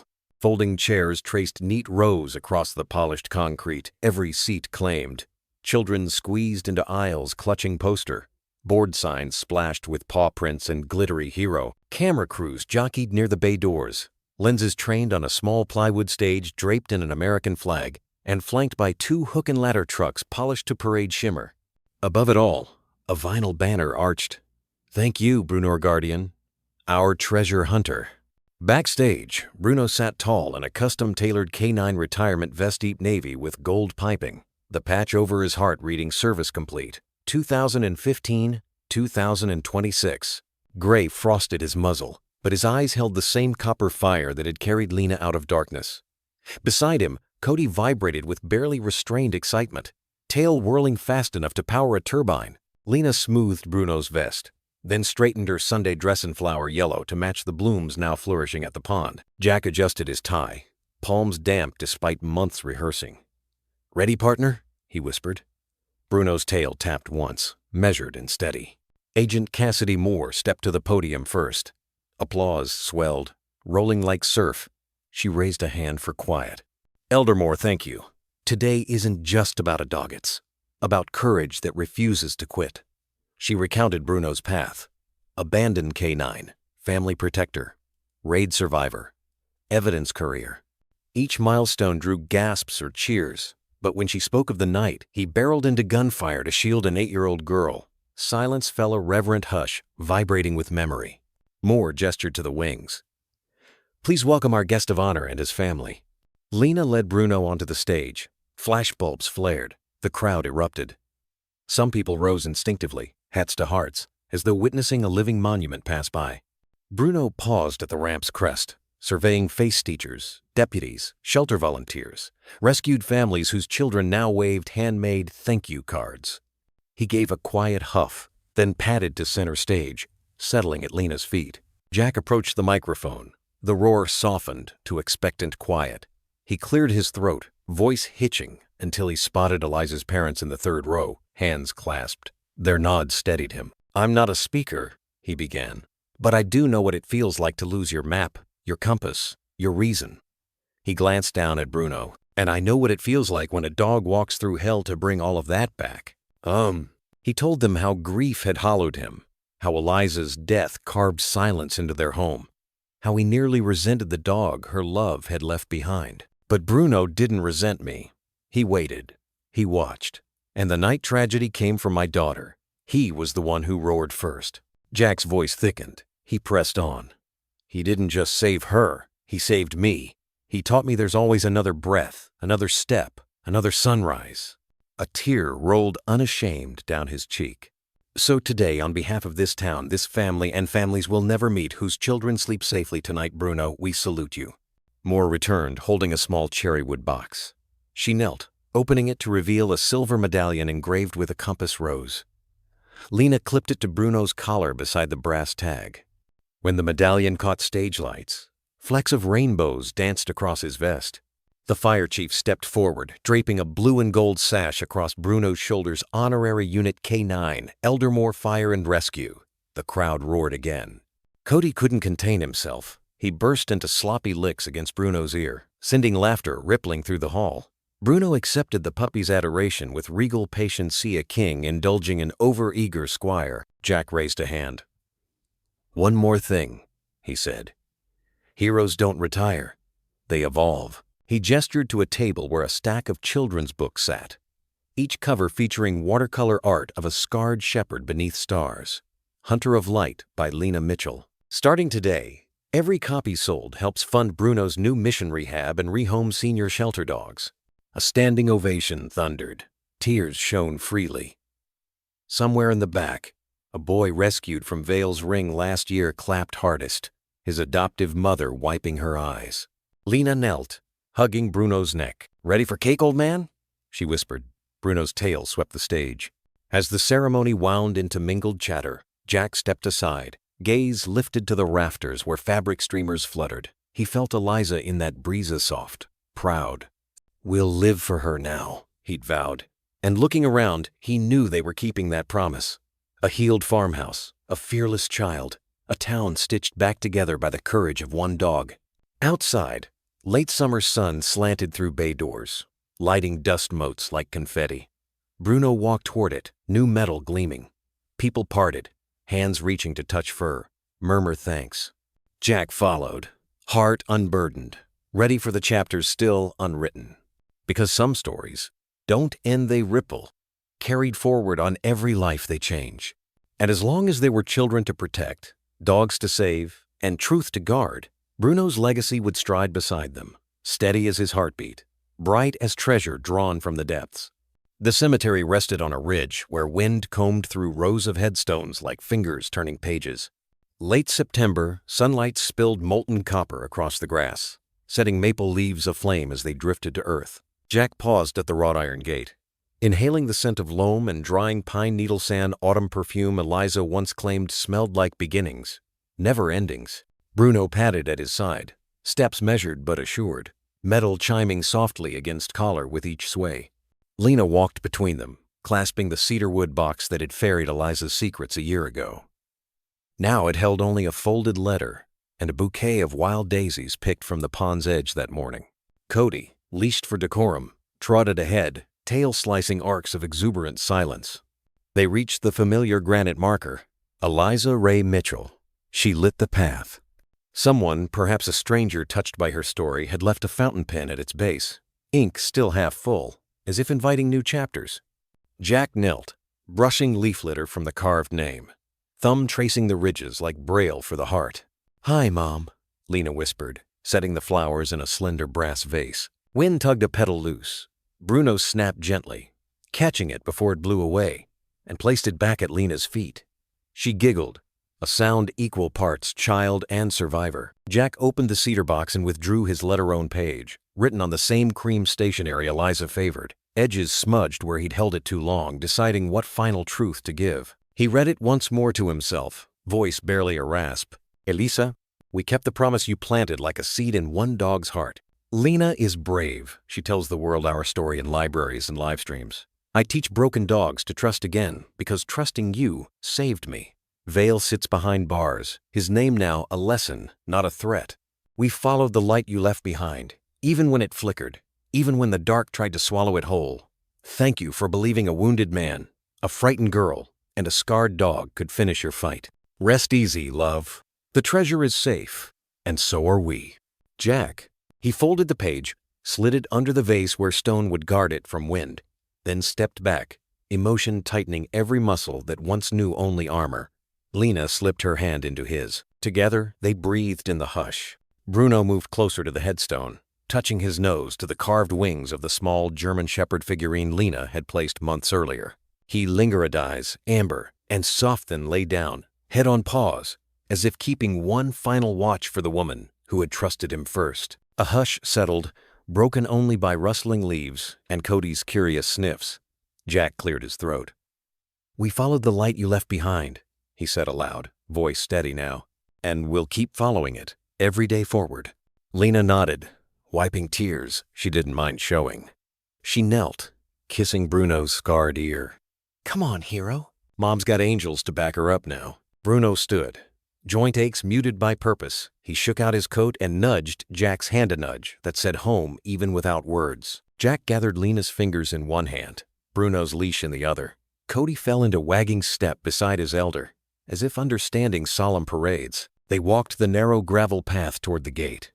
Shadows lengthened, reaching like dark ribbons to tie them to the earth they'd fought to reclaim. At the ridge crest, Jack turned for a last glance. Sunset flared behind the headstone, and for a moment it seemed the letters themselves glowed proof that memory is a living thing. Down the hill, the world shifted back into ordinary rhythms. Crickets rehearsing night music, porch lights flicking on in distant houses, the faint whistle of a train bound somewhere unknown. Yet for the three figures and the two dogs tracing the dirt lane, ordinary felt extraordinary each footstep, an echo of battles survived, each breath a declaration that love outlives danger. Halfway home, Lena squeezed Jack's hand. "Do you think Mom can hear Bruno's metal every time it clinks?" Jack smiled into twilight. "I think she hears everything brave." Bruno's tail wagged, metal chiming agreement. Cody barked at a startled rabbit, tugging Lena into a spin that turned her laughter loose on the cooling air. Jack joined in, deeper, freer than he'd ever laughed before. They reached the farmhouse just as the porch light blinked on, casting a warm cone over the swing. Jack paused, looking at the home reborn from ashes. Tomorrow's tasks waited shelter shifts, manuscript edits, training Cody not to steal pies. But tonight belonged to peace. He opened the door. The dogs trotted through, nails tapping hardwood like punctuation marks on a sentence well written. Lena headed for the living room bookshelf where Eliza's framed photo stood flanked by first edition copies of Hunter of Light. She lifted the picture, kissed the glass. "Night, Mom." Jack dimmed the hallway lamp, heart expansive yet calm. He glanced at Bruno, settled by the hearth, eyes half closed, but alert as sentinel content to dream. Jack whispered, "Thank you," knowing the dog understood the weight and the promise inside those two words. Outside, the last light of day slipped behind the ridge, carrying Eliza's final chapter into the hush. Inside, father, daughter, and two resilient dogs curled into the quiet survivors of a war only they truly understood but no longer had to fight. And as stars stitched themselves across the sky, the farmhouse exhaled a sanctuary bright with treasure no darkness could ever steal. Sometimes, the strongest hearts walk on four legs. This story wasn't just about danger or rescue. It was about loyalty that never wavered, love that never asked for anything in return, and the kind of silent understanding that only a dog can offer. German shepherds, like Bruno, remind us that bravery comes in quiet forms too. A watchful gaze, a nudge in the dark, a heartbeat that stays even when everything else falls apart. If you have a dog or once, did you already know this connection? It's not about commands or obedience. It's about trust, shared rhythms, knowing glances. And if you're looking for gentle ways to deepen that bond, especially with an older or rescue dog, there are some resources out there that speak from the heart, not just the head. I recently came across something that helped me understand my own dog better. No pressure, just something to explore when you're ready. You might find it comforting, maybe even healing. Because in the end, it's not just about training dogs. It's about letting them train us too, in loyalty, in patience, in love. Take a quiet moment. You and your dog deserve it.